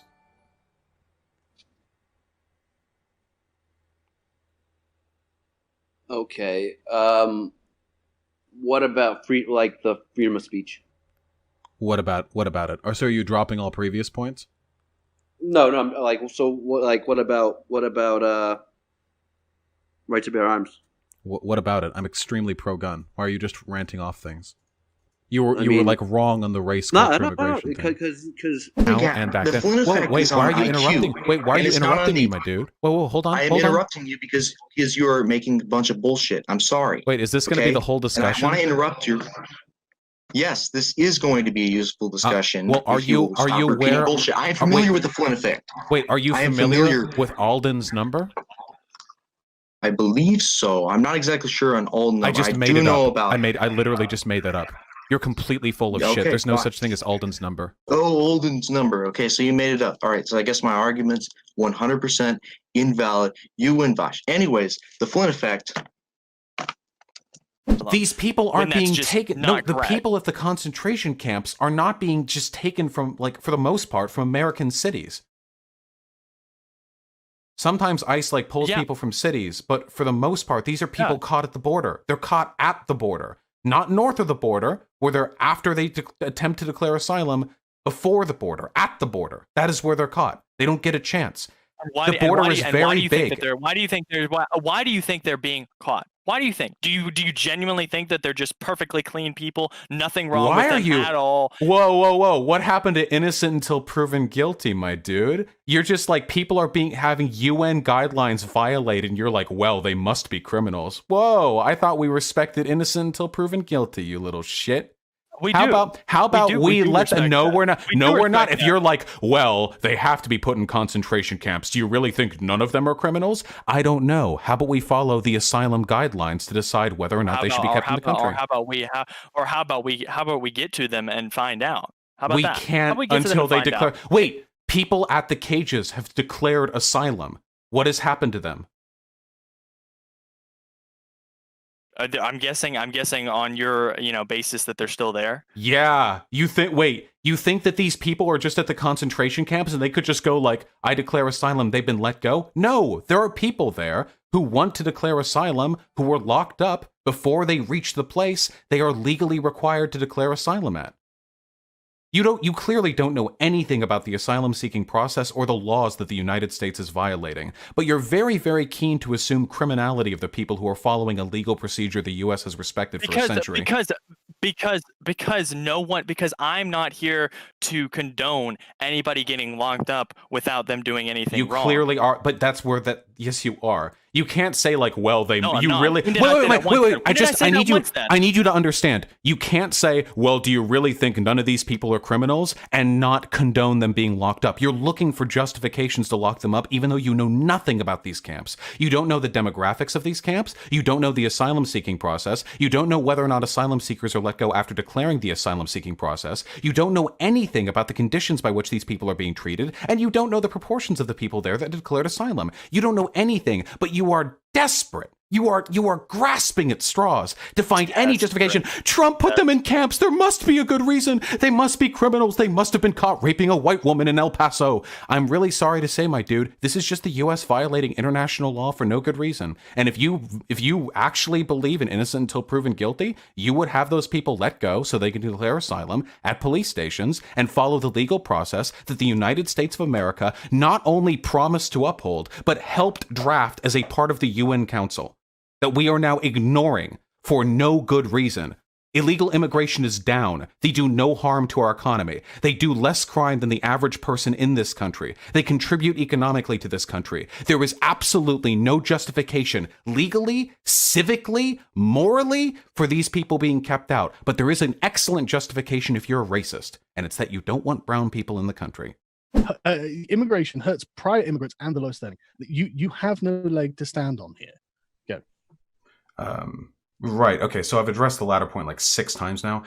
Yeah. So no, you what you're advocating for is Carl. It's okay. You'll get a chance again. What you're advocating for is an ethno state. And I can prove that. I have the data right here. We can actually look at it on my stream. So the number of Londoners as of the 2011 census showed that 63.3% of London's population was born in England. They are English citizens. So the majority of people in England are English. You said a minority, as in less than 50%, are white British, which suggests that you aren't counting non-white English people as part of what constitutes an English identity in the country. And this is a problem we ran into the last time we talked. You're advocating for an ethno-state. There's no ifs, ands, or buts about it. You're using people's ethnic identity as a descriptive to determine whether or not they are legitimately English. Now, nationality, I get, you know, if you weren't born in England, that's totally fine to say that person's not English. I think that's valid. Maybe if they've lived there like 60 years or something, but that's getting in the weeds. You're using ethnicity. And I'm going to be honest, as a liberal, as someone who believes in the principles of liberalism, you know, I'm very much big on that classical liberalism. I'm not a big fan of ethno-states. Carl? Okay, so you said they don't actually care about helping black people because of where their money goes, yes? How? Yes, because most of their money goes to old white men who are Democrats who aren't going to help them. Hold on. So yes, Democrats. That's fine. It's fine if it goes to Democrats. Why are you playing idpol? Like money can't help black people because it goes to white people? You're the one trying to divide us. No. I'm saying that yes, it is. You're disingenuous. Wait, it's so obvious where you've gotten your talk. I can actually hear it. Where did you get it from? Sargon, Paul Joseph Watson? Actually, if you look at where the money goes, you say that rather than helping black people, they're helping old white men. I can hear the YouTube video in your history. I've never listened to them. Why don't you? Just wrong. Okay, so there's nothing wrong with an organization dedicated to helping black people giving money to the Democratic Party. That makes perfect sense. That doesn't make perfect sense. Because I can't help you with this point to all black people only being Democrats, and I don't think all black people are the same exact person. Hold on. You said something dumb again. It's not pointing to all black people being Democrats. That's not true. There are some Republicans. Or supporting Democrats. Those ones are just wrong. And that if you want to help black people, Democrats are the way to go. The ones who support Republicans hurt black people. It's that simple. You might think that, but I don't think all black people would agree that. I don't care. Wait, if you want to help black people, you vote Democrat. How do you form your arguments? I don't care if all black people agree with something that I say. I care if what I say is true. What's an ethnic group? An ethnic group are people to adhere to an ethnicity, and an ethnicity is determined by a people with a collective culture, nationality, language, heritage. There are a lot of things that could determine one's ethnicity. Yeah, but that's not race, is it? No, I'm not talking about race. I'm talking about ethnicity. I never said race. Neither am I. These people who are in London, the majority of people in London view themselves as being an ethnicity that does not originate in the British Isles. Yes, and you are making ethnicity the determining characteristic as to whether or not they are English. No, they don't call themselves English. Yes, ethnically. They are making that. No, ethnically. They are saying they ethnically do not identify as English. If they ethnically identified as English, I wouldn't care where they came from. If they came, like, this is literally what my grandfather did. Right? He came over here to become English, but they have not come here to become English. I have a problem with that. Why you do know ethnicity doesn't mean the culture you subscribe to, right? Here in America, so again, I mean, I don't know how much time you spend. Part of it is the culture and the language and the history, but it's not determinant.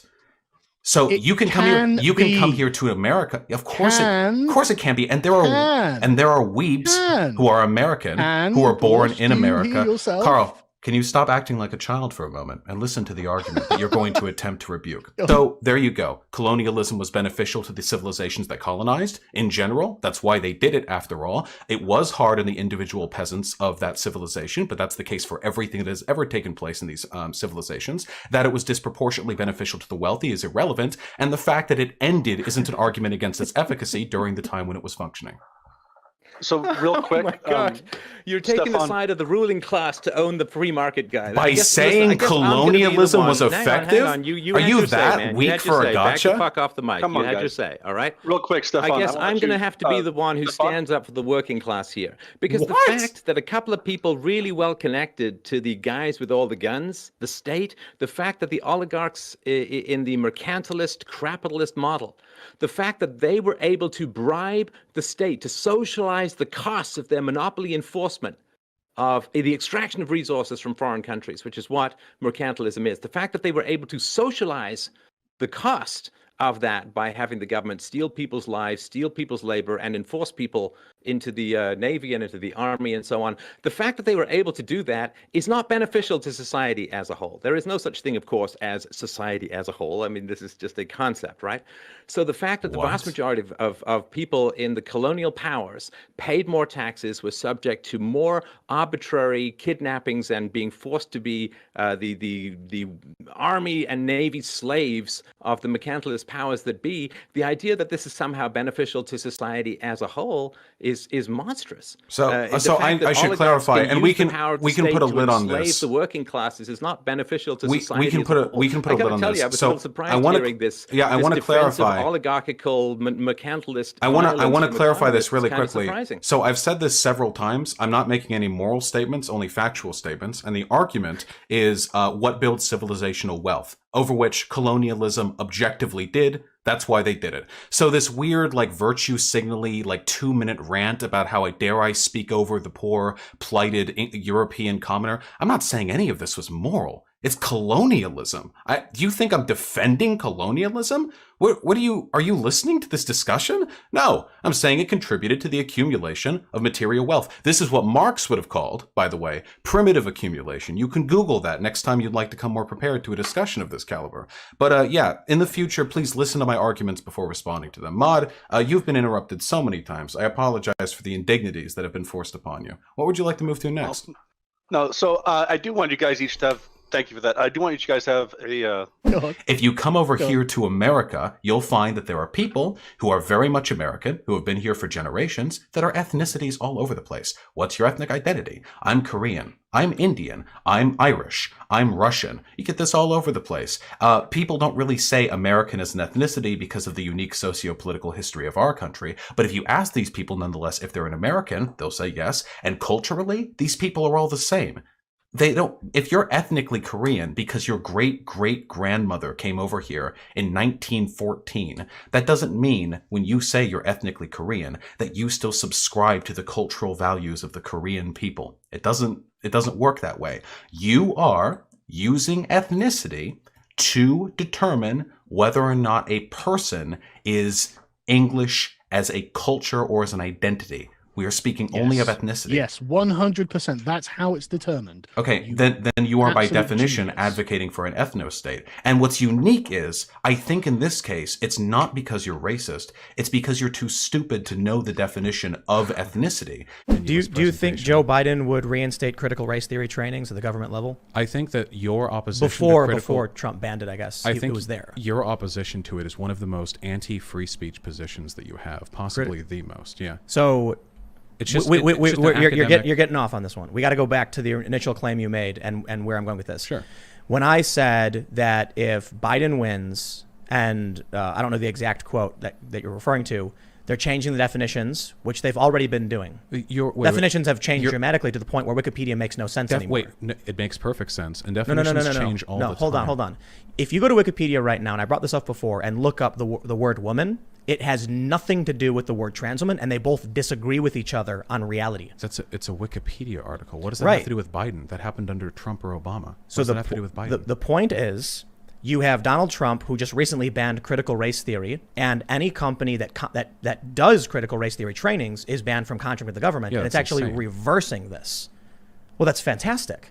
Critical race theory is neo-segregationist. It's overtly. Can you describe to me what critical race theory is? So, in layman's terms, I don't have the academic definition pulled up for you, but specifically like privilege plus power, whiteness, minorities, traits of whiteness would be specifically like hard work, scheduling. I'll tell you this: the tenets of critical race theory. Though I've definitely done segments on the overt academic definition of it, I don't have it pulled up. But when they put out a list that says whiteness, they say things like down with whiteness. Traits of whiteness include schedules, hard work, planning for the future, 2.5 kids, and all of those things. You're just listing the one Smithsonian Museum pamphlet that was passed out and largely criticized. Critical race theory criticized by who? It was in the Smithsonian for decades. That specific pamphlet, no, it was not. This pamphlet you're referring to right now, I know because I covered on my stream and made fun of it as well. No, it was made specifically, probably some new int student or somebody who was in their 20s made it. It got taken away almost immediately afterwards following bad reception. To pretend that this is indicative of an entire academic theory is very silly.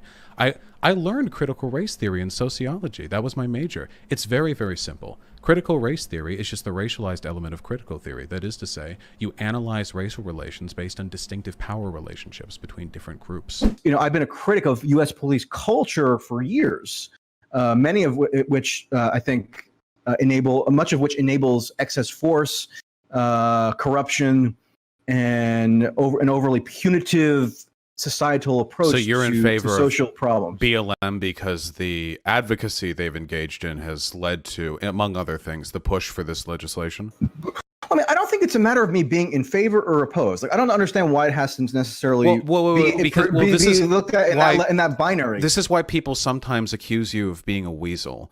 Because everyone, even journalists, have political biases, and acknowledging those biases is an important part of allowing viewers to recognize your right. Yeah. But you're not, because you're not taking a stand on this. You're not condemning or appraising them, but you are writing articles saying the BLM protests have done tremendous damage or are going to do tremendous damage. But you don't say they're bad.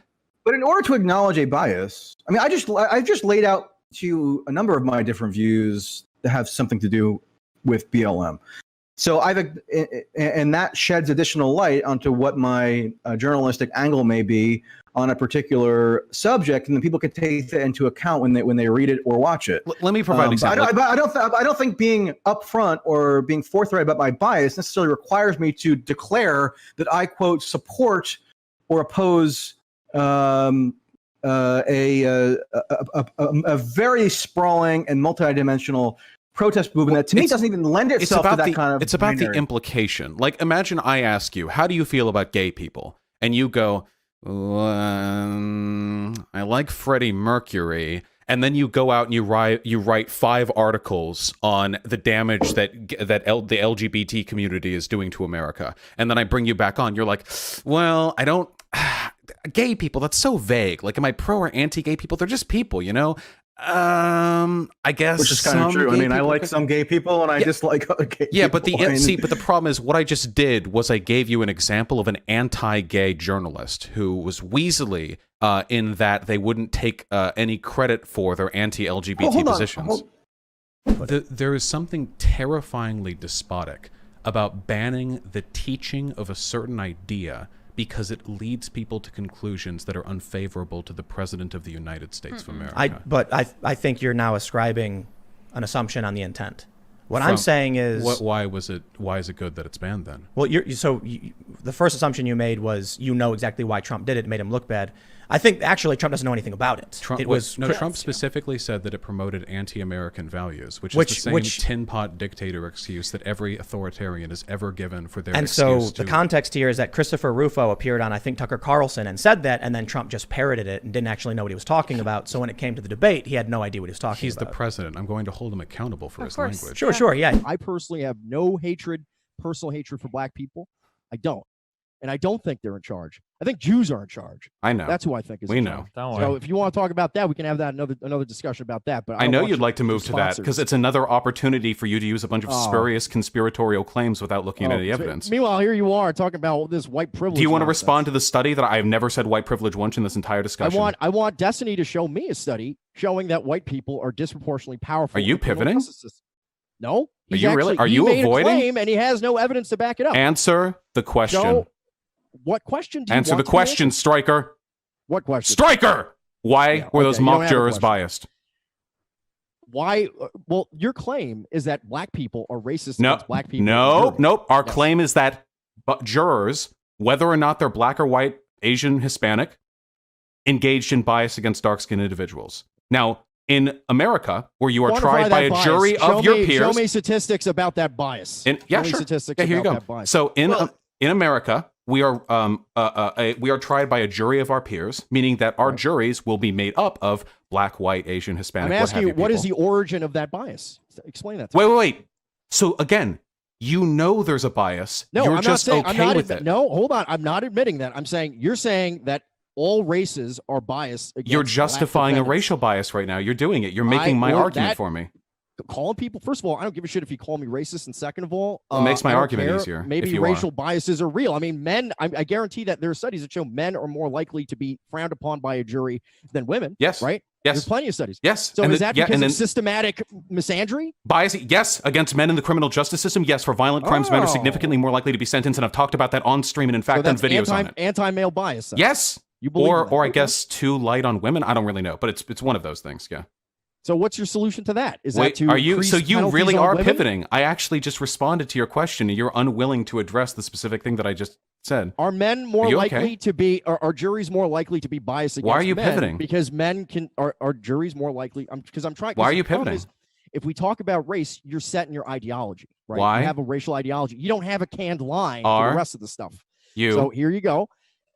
If a jury is Pivoting. more biased against black people, Wait, Should he have had- wait, he wait, should wait, have wait. panicked. If you actually are anti-establishment, as you claim to be, you are shockingly unwilling to criticize Trump on some of the most That's not- objectively. that's ridiculous. Wait, you listed the tariffs that he did, even though it destroyed American farming for essentially no benefit, as a positive As a policy he did to the and- economy, and then as a it ended- positive. and then we ended up with a good economy. As the no, we had the good 27 economy. trillion in debt right now. As we had the good economy, you mentioned that as a positive, even though all that did was hurt American workers. You are willing to How did that defend hurt him. American workers? The subsidies that we needed to provide farmers because they were being destroyed, the manufacturing that was being hurt from our inability to manufacturing import. came back. Also, there's a flood. So Trump threatened that's the auto not- that's not industry tariff. to put tariffs on their vehicles manufactured overseas, and then they brought their factories We brought back a shockingly low number of The jobs that point don't I was compensate. making No, about panic. The point was I don't know what would have happened if Trump caused a panic by coming out and saying, you know, America, there's a dangerous pandemic coming. Why not constantly downplaying it?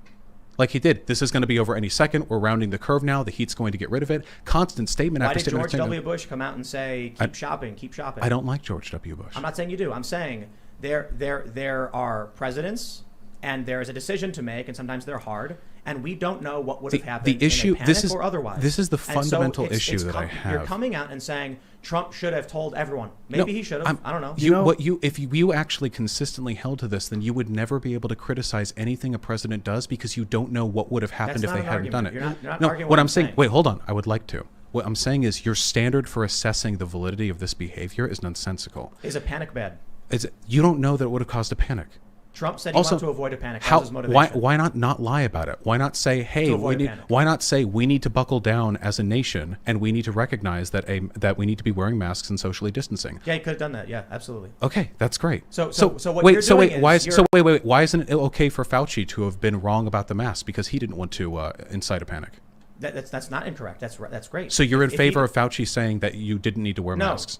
I think it's like you're purposefully misunderstanding to No, make an argument. No, the What argument that I'm saying making. is The argument that I'm making you fundamentally. can't criticize Trump over masks and then act like Fauci was a saint the entire I time. have never done that. I'm not saying it's the rhetorical But you're you talking in terms with of other me. people.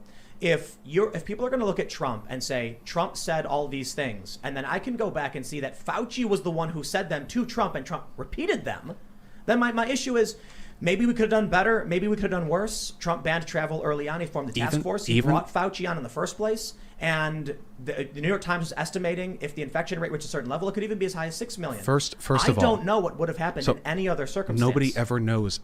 We don't have vision into alternate futures. We have to make I think reasonable assessments Pelosi based on the fact that and we are Cuomo doing and terribly. de Blasio contributed to all of this the same as Trump This did. is exactly what I mean, and this is the issue that I have. They're all you bad.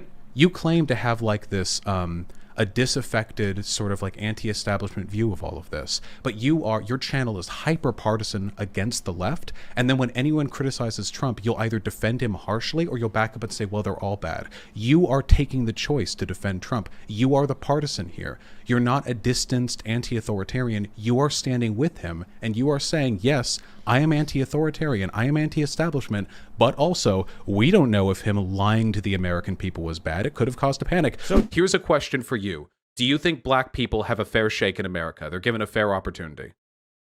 I think anybody born at the time I was born, yes, I do. Okay, because cool. because all I saw was them being treated the exact same So way I do you was, know what- and in a lot of cases, better. Do you know what generational inequality is?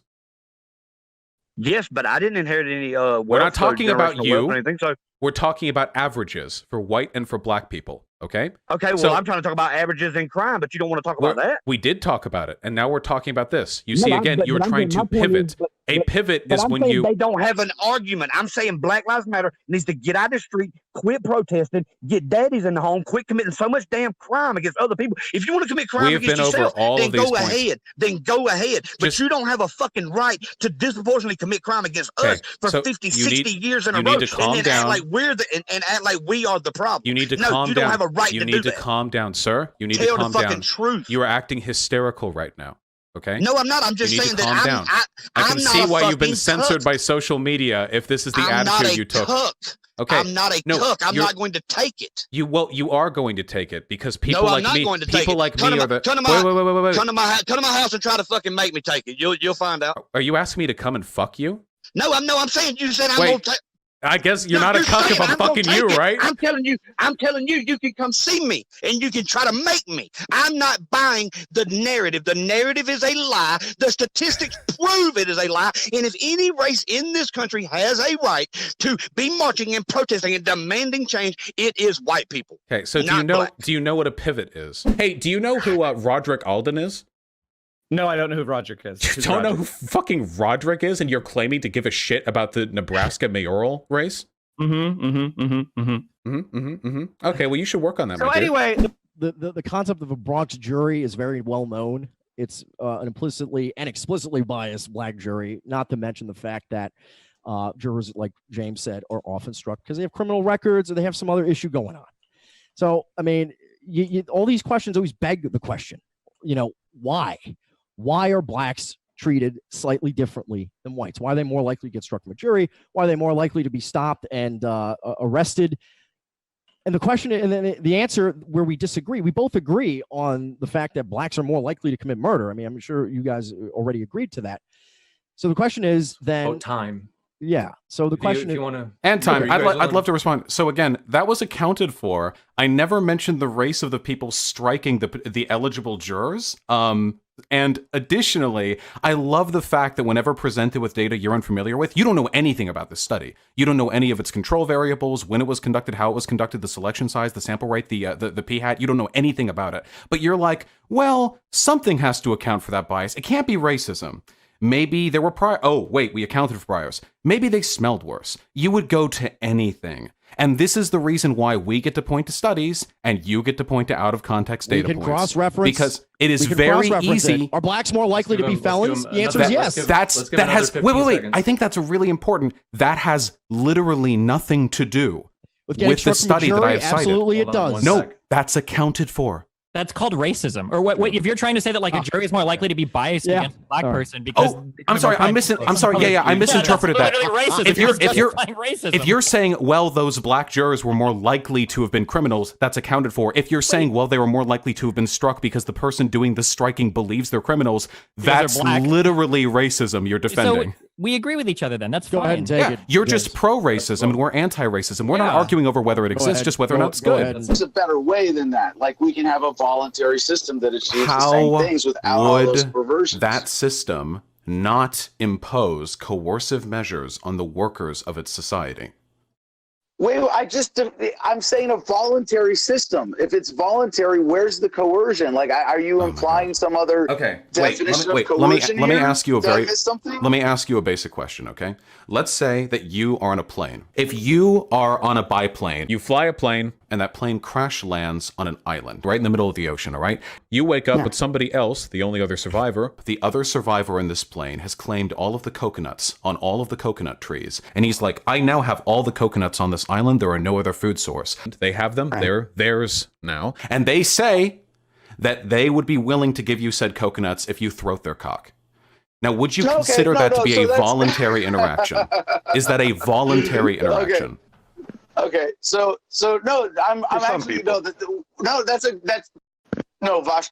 Thank you for that. That's a great way of getting to the next fundamental I think, misunderstanding here in terms of a definition of property rights.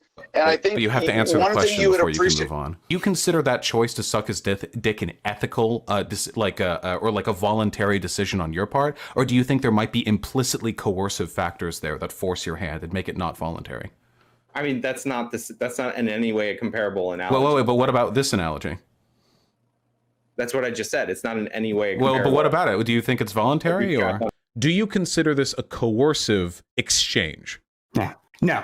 It's no more. No, it's not. Really? The fact that resources are limited, that somebody else got those resources first and doesn't want to give them to you does not mean they're coercing you by saying, then I will I'd give like- those resources to you in exchange for that. Any more than it's a legitimate example to say that 3 people crash on the island, 2 of them decide that the worker coconut co-op that they are going to form, now they got 3 people, We're only will talking only about share the coercion. coconuts if they, that's the thing, right? There's no coercion in the situation. Would it be voluntary? Yes, it would be coercive. Well, it would be based on an illegitimate property rights claim, and this is really an essential thing that I'll grant you. A lot of libertarians do miss this. So would it be voluntary? Right? And Would it be a voluntary exchange? But would you consider that voluntary? It's not a comparable Would analogy. you wait? Like, Okay, so I'm going to assume by your unwillingness to answer that the answer is no. You don't consider that voluntary. So I in mean, both, you still have an option in that situation. so you do think it's voluntary? In its most primitive sense, it is voluntary. Okay, then I would argue that voluntarism in the presence of coercive factors isn't really a voluntary choice, because your real choices there are to suck dick or to die. And in our system, your choices are to sell your labor to a capitalist or to live at the very baseline subsistence level. Right. So wait, what does coercion mean to you? Wait. What does coercion mean to you? Coercion is when you use force to deprive someone of something, right? To force them to do something, not when you dangle something. I'm sorry. At them and say, I'm sorry. that means- What about teachers having sex with their students, Bastiat? Yeah, that's rape. That's wrong. Wait, It's rape. Bastiat, hold on. You're unironically like being loud and angry. So let's talk about it. Would it be a voluntary exchange? That would no, because it is an illegitimate claim to property rights. The same way that the state creates a territorial monopoly on authority. What's a legitimate claim to property rights? Mixing your labor with natural resources in the Lockean sense. If it is something that has your labor in it that you have claimed by homesteading or modifying with your labor. And here's the thing. Wait, but he homesteaded that island. Say, why do you think slavery is immoral? Because it deprives people of it. It's involuntary. It Wait. forces They could wait. The slaves could just kill themselves. You're forcing people into labor, and a lot of people. You're forcing people into labor. No, you're not. They could just kill themselves. No, they could just kill themselves. You can't stop a person from committing suicide. It just takes one late night and a utensil. Yeah, but you're forcing people into. No, you're not. You're giving them a choice. You can kill yourself or you can work. That's perfectly voluntary. Let's say a college student has a certain grade and the teacher kind of suggests, that if they stay after class and make some amends, that maybe the grade will go up, but they don't demand anything. They don't pull out a gun. They don't threaten anything. Is that not coercion in a comparable way? I would say it's coercion because the teacher has an undue amount of power over the student that they can use to press the student into a disadvantageous exchange. Even if the student believes it's something that they want to do, it doesn't change the fact that the teacher is wielding power in an undue way. I ask you, fundamentally, how do you philosophically distinguish between, you could just choose to live in poverty, or, you could just choose to kill yourself? Well, again, you can work and be in poverty, and like you can take a low paid Oh, job. wait, that makes it better? You can work and be in poverty? Oh my God, what choices we get in this capitalist system. Among your least bad options, it's not the same thing as being captured and forced into slavery and having the force of government approve of that. Wait, you're not wait, a lot of slaves are just born into it. You're born into a system where you can choose to die or choose to work for no pay. What's the difference? Or as somebody's property. What's the difference? Where's the choice in that? You can kill yourself. I mean, wait, to be fair, you could work and then die in the working conditions. Well, you could you could work and you could live in poverty too. That's also an option. This is philosophically untenable. The only way out for you would be to say, I recognize that there is a level of coercion which is implicit to living in a modern society, but I accept this level of coercion, even though it impedes people's freedoms. But then I would argue we could get rid of that level of coercion with some social changes, and here are the ways we can do it. Balthazar228, thanks for your question, said, is Oliver familiar with Alden's number in the context of CO2 and climate change?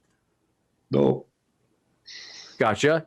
Arthur Santoro, thank you for your question, says, Oliver, what are your thoughts on Alden's number? Okay, Go Walls says listen, it's my paper. I haven't published it yet. Okay, it's in the works.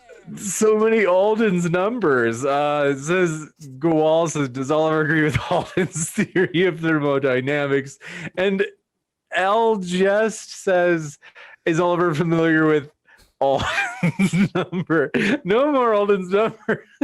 Nico Sammarino says, Oliver, have you heard of Alden's climate theory? And I don't know. I don't get it. It's like, it's got to be that Vaush told. I am sorry, but it's a little hard to believe that's a coincidence. But Greg Merritt said, Vaush, where is the missing carbon going? What? But you want to use coercion, you want to use force, you want to use the authoritarian power of the state to force me to pursue your values. So because you this is how every conversation with an objectivist goes. This is how every convo with an objectivist goes, with them screaming that I don't have the right to make the world a better place. Like that's hold on. The free association, that you were referring to beforehand. Wait, I appeal to the moderator again. I feel like I can't. Yeah. I'm sorry, Yaron. If you want to let him finish, please. The free association that you were referring to before labor laws, children worked 12 hours a day. Human beings will work 80 to 100-hour work weeks. They were stacked up in slum tenements with living conditions exponentially worse. Wait, stop. Wait, please. Okay. The voluntary association you're referring to made people miserable and poor, and then the tyrannical hand of the government waved it by, and all of a sudden people's lives get significantly better. My vision of a good world is not dictated by what do you want? Ultimate freedom to enslave and oppress your fellow human? No. My vision of a good world is one where people are free. And the positive freedom you claim to value is the freedom to live life outside the pressures of an autocratic economic system. And what is 80 to 100 hours work week but autocratic? What freedom is there in a life where you work 14 hours a day? There is no freedom. No matter how voluntary that exchange, no matter your right to leave that job, no matter your right to pack up your things and leave, there is no freedom in that job. The freedom you're fighting for is a fake freedom, a freedom to control and dominate others for wealth. The freedom I'm advocating for, if you would just pay your taxes, is the freedom for human beings to live a life that would have been considered utopian to humans 100 years ago. We are so productive, our society is so incredibly economically privileged that we are capable of sustaining people who otherwise wouldn't be able to work. The disabled, the needy, we can give them dignified existences, and all it costs us is a fraction of the significantly higher wages we have now. I know the idea of making the world a better place must seem like an incredibly silly thing to an objectivist. It's not like everyone can just willpower their way out of it. Well, no, they just pull themselves up by the bootstraps, my man. You unironically believe that? That might be the stupidest thing you've. I feel like you know that meme "pull yourself up by the bootstraps" was initially coined because it's impossible, right? You can't pull yourself up by your bootstraps; they're below you. Oh man, this is fun, dude.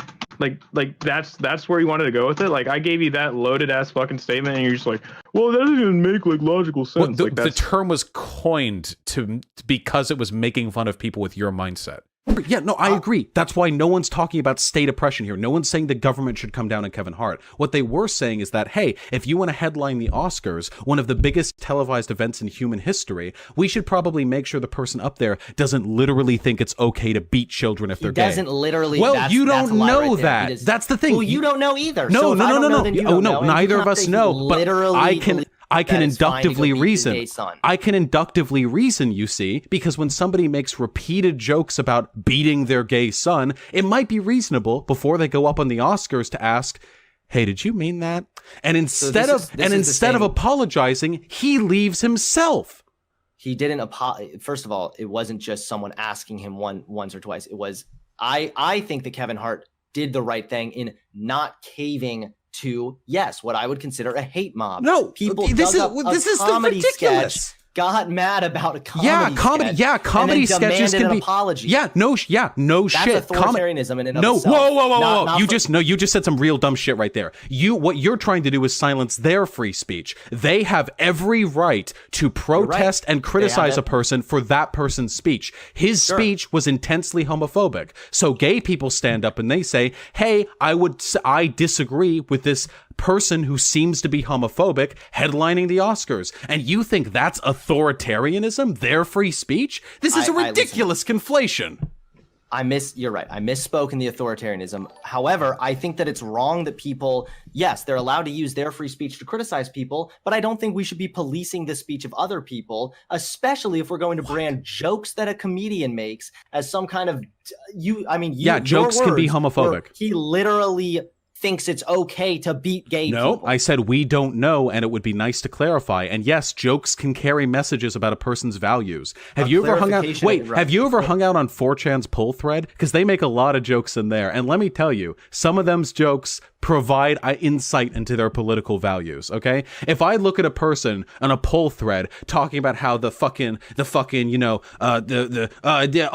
shekels, the goyim are taken back, and they do the echoes over everything, and they post the happy merchant picture, and then I say, hey buddy, are you an anti-Semite? And they're like, whoa buddy, those were jokes, along with the other 10,000 messages I posted on Jews and wanting to control the West.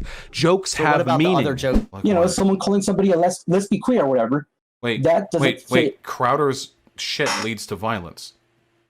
Yeah, that's where I disagree. That wait. You're just wrong. You do realize that Crowder has literally made fun of the children who are locked up in concentration camps in our border, right? He's promoted a fuck ton of incredibly Islamophobic rhetoric. This dude's rhetoric is absolutely hardline fascist. The argument that it doesn't hurt anyone is ridiculous. He's the single largest conservative content creator on YouTube. He has 4.1 million subscribers.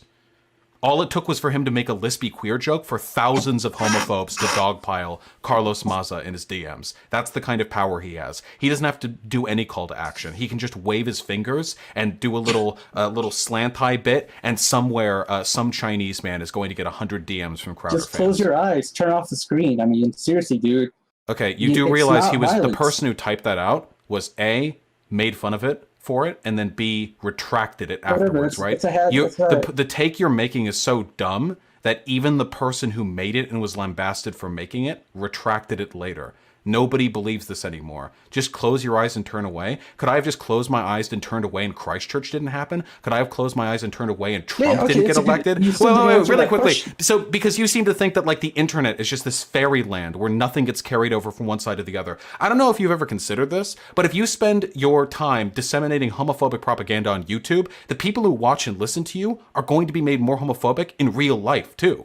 It's not just online. They don't just stop at the internet and then they get up and they're like, oh, well, that was fun. Now back to believing we're all fundamentally the same, regardless of our sexuality. This distinction between online and in-person advocacy, this is a childlike argument. I can't believe you would disrespect me by making an argument like this. You don't believe clothing has anything to do with gender? No, I do believe clothing has everything to do with gender. I don't believe it has anything to do with sex. That's interesting. The clothing we choose to wear, apart from some very obvious examples, like the pregnant muumuus or whatever, like the clothing that's supposed to fit well if you're pregnant. But the style of clothing we choose to wear is pretty much socially ascribed. It has very little to do with our biological sexual characteristics. Oh, that's interesting because my wife wears leggings and I can't just put them on. They wouldn't fit me, and she can't wear my jeans and my work boots. Do you think that might be because you two are different sizes? I mean, we're the same height.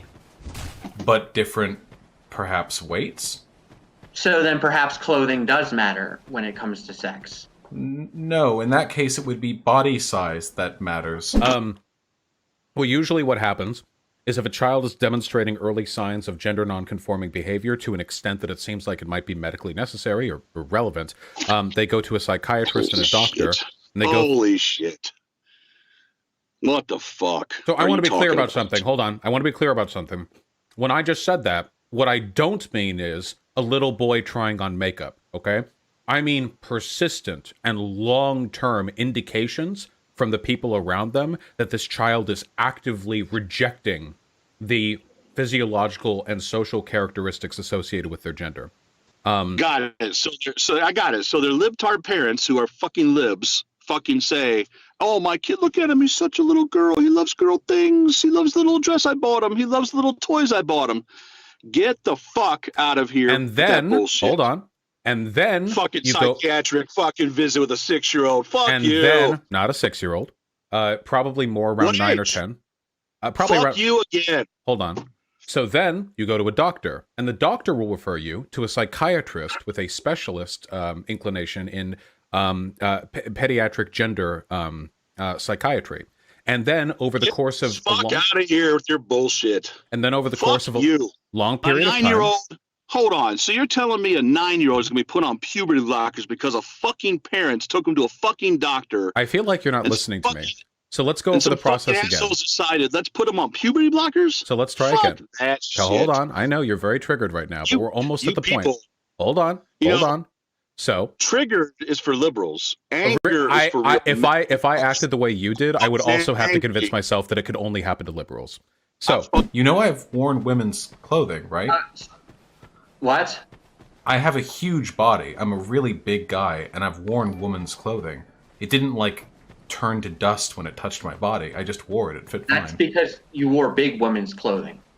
Yes, and you would wear, I assume, men's clothing that fit your size. But if you were to wear men's clothing that was too small or too big, you would have a similar problem. I know how clothing works, Vaush. That's beside the point. What I'm saying is that the clothing that people wear is determined to fit your body shape. Like if I go and I put on a bra, it won't work. You get that? Can you just put on a bra? Well, you could if you wanted to. It wouldn't. No, you hurt could if you wanted to, but I could eat fish oil if I wanted to, and that wouldn't do me any good. Like actually, I think fish oil increases the volume of your ejaculation. That could be zinc. Actually, I'm pretty sure fish oil does something for you. I don't care. My ejaculations are fine, and they're none of anyone's business here because, like I'm saying, to see again, you're trying to get off point. Talking about cum and ejaculation and wearing women's clothing when I'm specifically telling you that there's a reason that things are shaped the way they are. But let's assume they don't. There are still other negative effects. You get like osteoporosis and other bone problems and things like this. It's not generally a favorable thing to want to do. And so if we're overprescribing things, like overprescribing paracetamol, not so bad. Overprescribing hormone treatments, probably, again, I think something we should be more prudent about. I totally stand by that. The use of the term grooming there, I think that's exactly correct as you described it.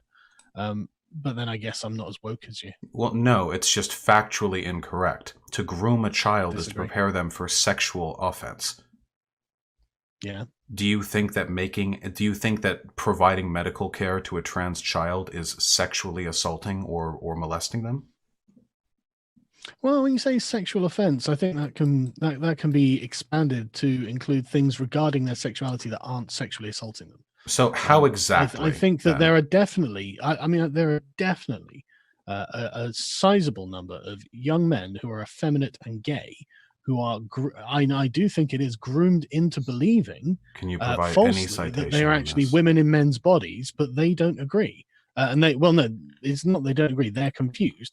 They're persuaded into it and then come out of the other side, hopefully before they've had the surgery. Okay, so here's a link from a Eureka alert. Medical intervention in transgender adolescents appears to be safe and effective. It's from San Francisco. I don't know if that city is to SJW for you or whatever. There is no evidence to my... actually.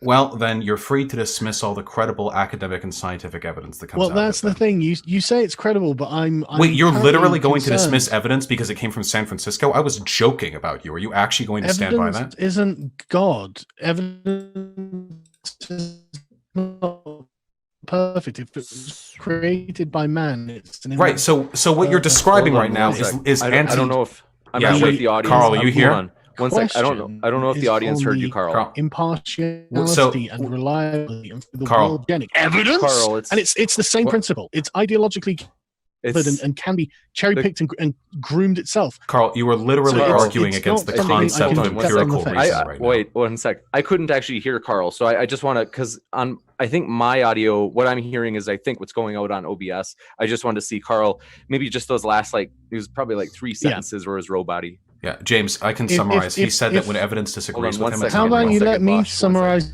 my points, Vaush? You'll take twice as long, but go for it. Vaush, I think that these people are deeply ideological. So you think that women are decently built? They're all 6'2", 8 inches around, or whatever you said. Are you 6'2"? No, I'm 5'6". Okay, then obviously one's size and body shape can vary even if their sexes are the same. But men are always bigger. All men are bigger than all women? I think that's a pretty fair statement to say. Yes. Oh, you're 5'5"? Like, what? What? And you're 5'5"? Why did you shrink me? Wait, did you not say 5'5" before? No, I said I was 5'6". Again, another little leftist tactic. You just mishear me in a way that demasculates me just a little bit further. Okay, if you're demasculates you. Okay, wait, I'm really interested. If you're that height, have you never met a woman in your life that was taller than you? I've met women in my life that are taller than me, and I'm 6'2". I've met some big freaks with wide shoulders and ugly faces, but beautiful women are typically like 5 foot to like 5'2.5". You know, the entire modeling industry is made up of women who are about 6 feet tall, right? The literal archetypal standard of beauty. I know a model, and she's very small. Interesting. Well, I know a model, and she's very tall, so it seems we're at an impasse. Two worlds colliding. No, you're lying. Am I? All right, look, I'm just gonna move on because this is immediately what I'm talking about. I present, it's like, oh, I have evidence too, and then I say you're lying, and you're like, I guess I am lying. So that's we're gonna call that a point.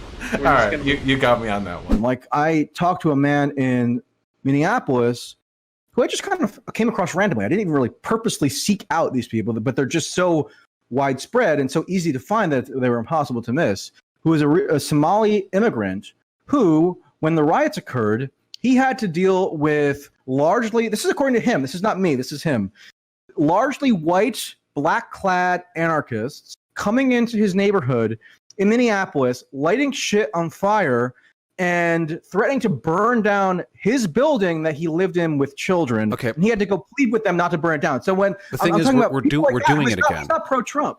So the thing is, we're doing it again. Nobody in America is pro burning down apartment blocks with children.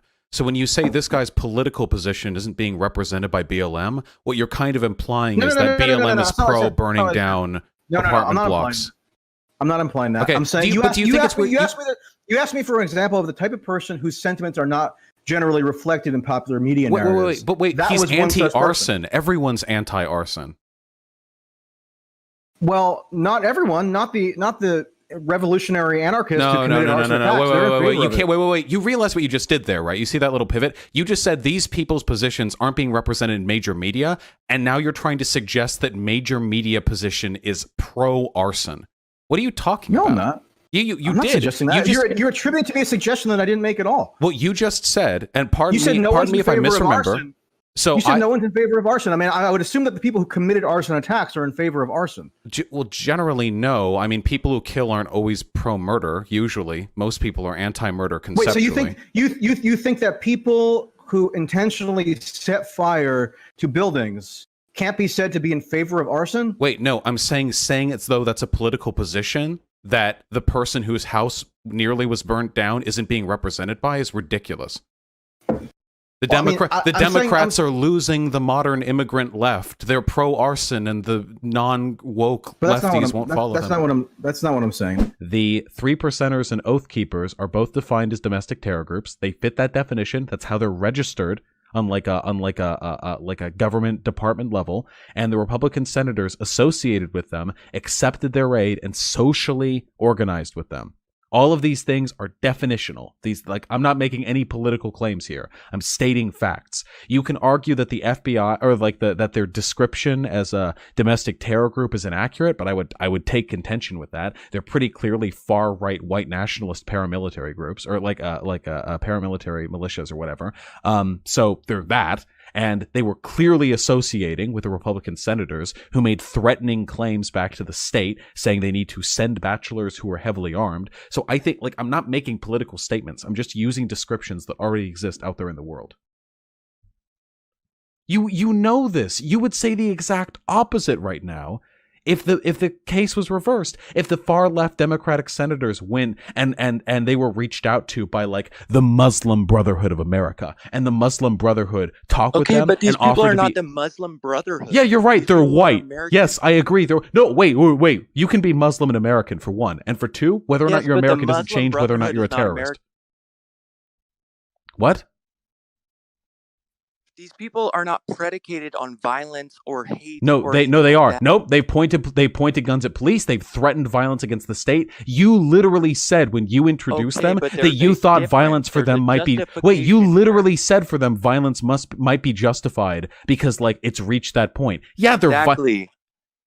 It's justified. Yeah, this is exactly, yes, inshallah, brother, Muhathmillah. Yes, I agree completely, 100%. So too, the infidels of America have infiltrated the higher ranks of government and supplanted disbelief in the eyes of their citizens, blinding them to the glorious light of Allah. Inshallah, brother, I completely agree. Terrorism isn't terrorism as long as you agree with the people doing it.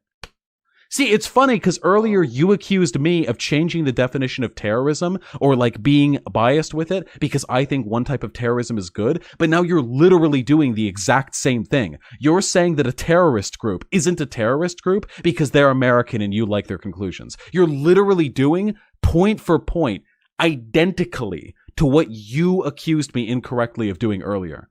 For you, I just don't understand why you gotta talk down to people who you don't consider your equals like that. Well, you're not my equal because you're poor. It's because you're cripplingly stupid, and you know it. Which is why the first half of this discussion was us discussing points, at least to the best of your extent, and the second half was you conceding memes. But that's okay. That's kind of how I expected this discussion would go. All of you are the same. Actually, I have a compliment to pay before we end. It's a sincere compliment, okay? You are just like Ben Shapiro or Steven Crowder or James Allsup or Nick Fuentes or any of those other people, because all of you are the same. Literally every single one of you. You'll adopt arguments when you think they support your emotionally held positions, but the moment that data seems to turn against you, you'll drop it like a hot iron and start running back to the memes. You're going to run back to your Twitter followers and cradle your fucking thumb after this and complain about how I did this or that, or maybe you'll comb over the VOD and find one thing I said that in certain contexts sounds a little dumb and you'll make fun of that. But at the end of the day, and I really hope you internalize this, you got blown the fuck out. And it's not because your points are bad. It's because your points are bad and you're stupid. You're fat.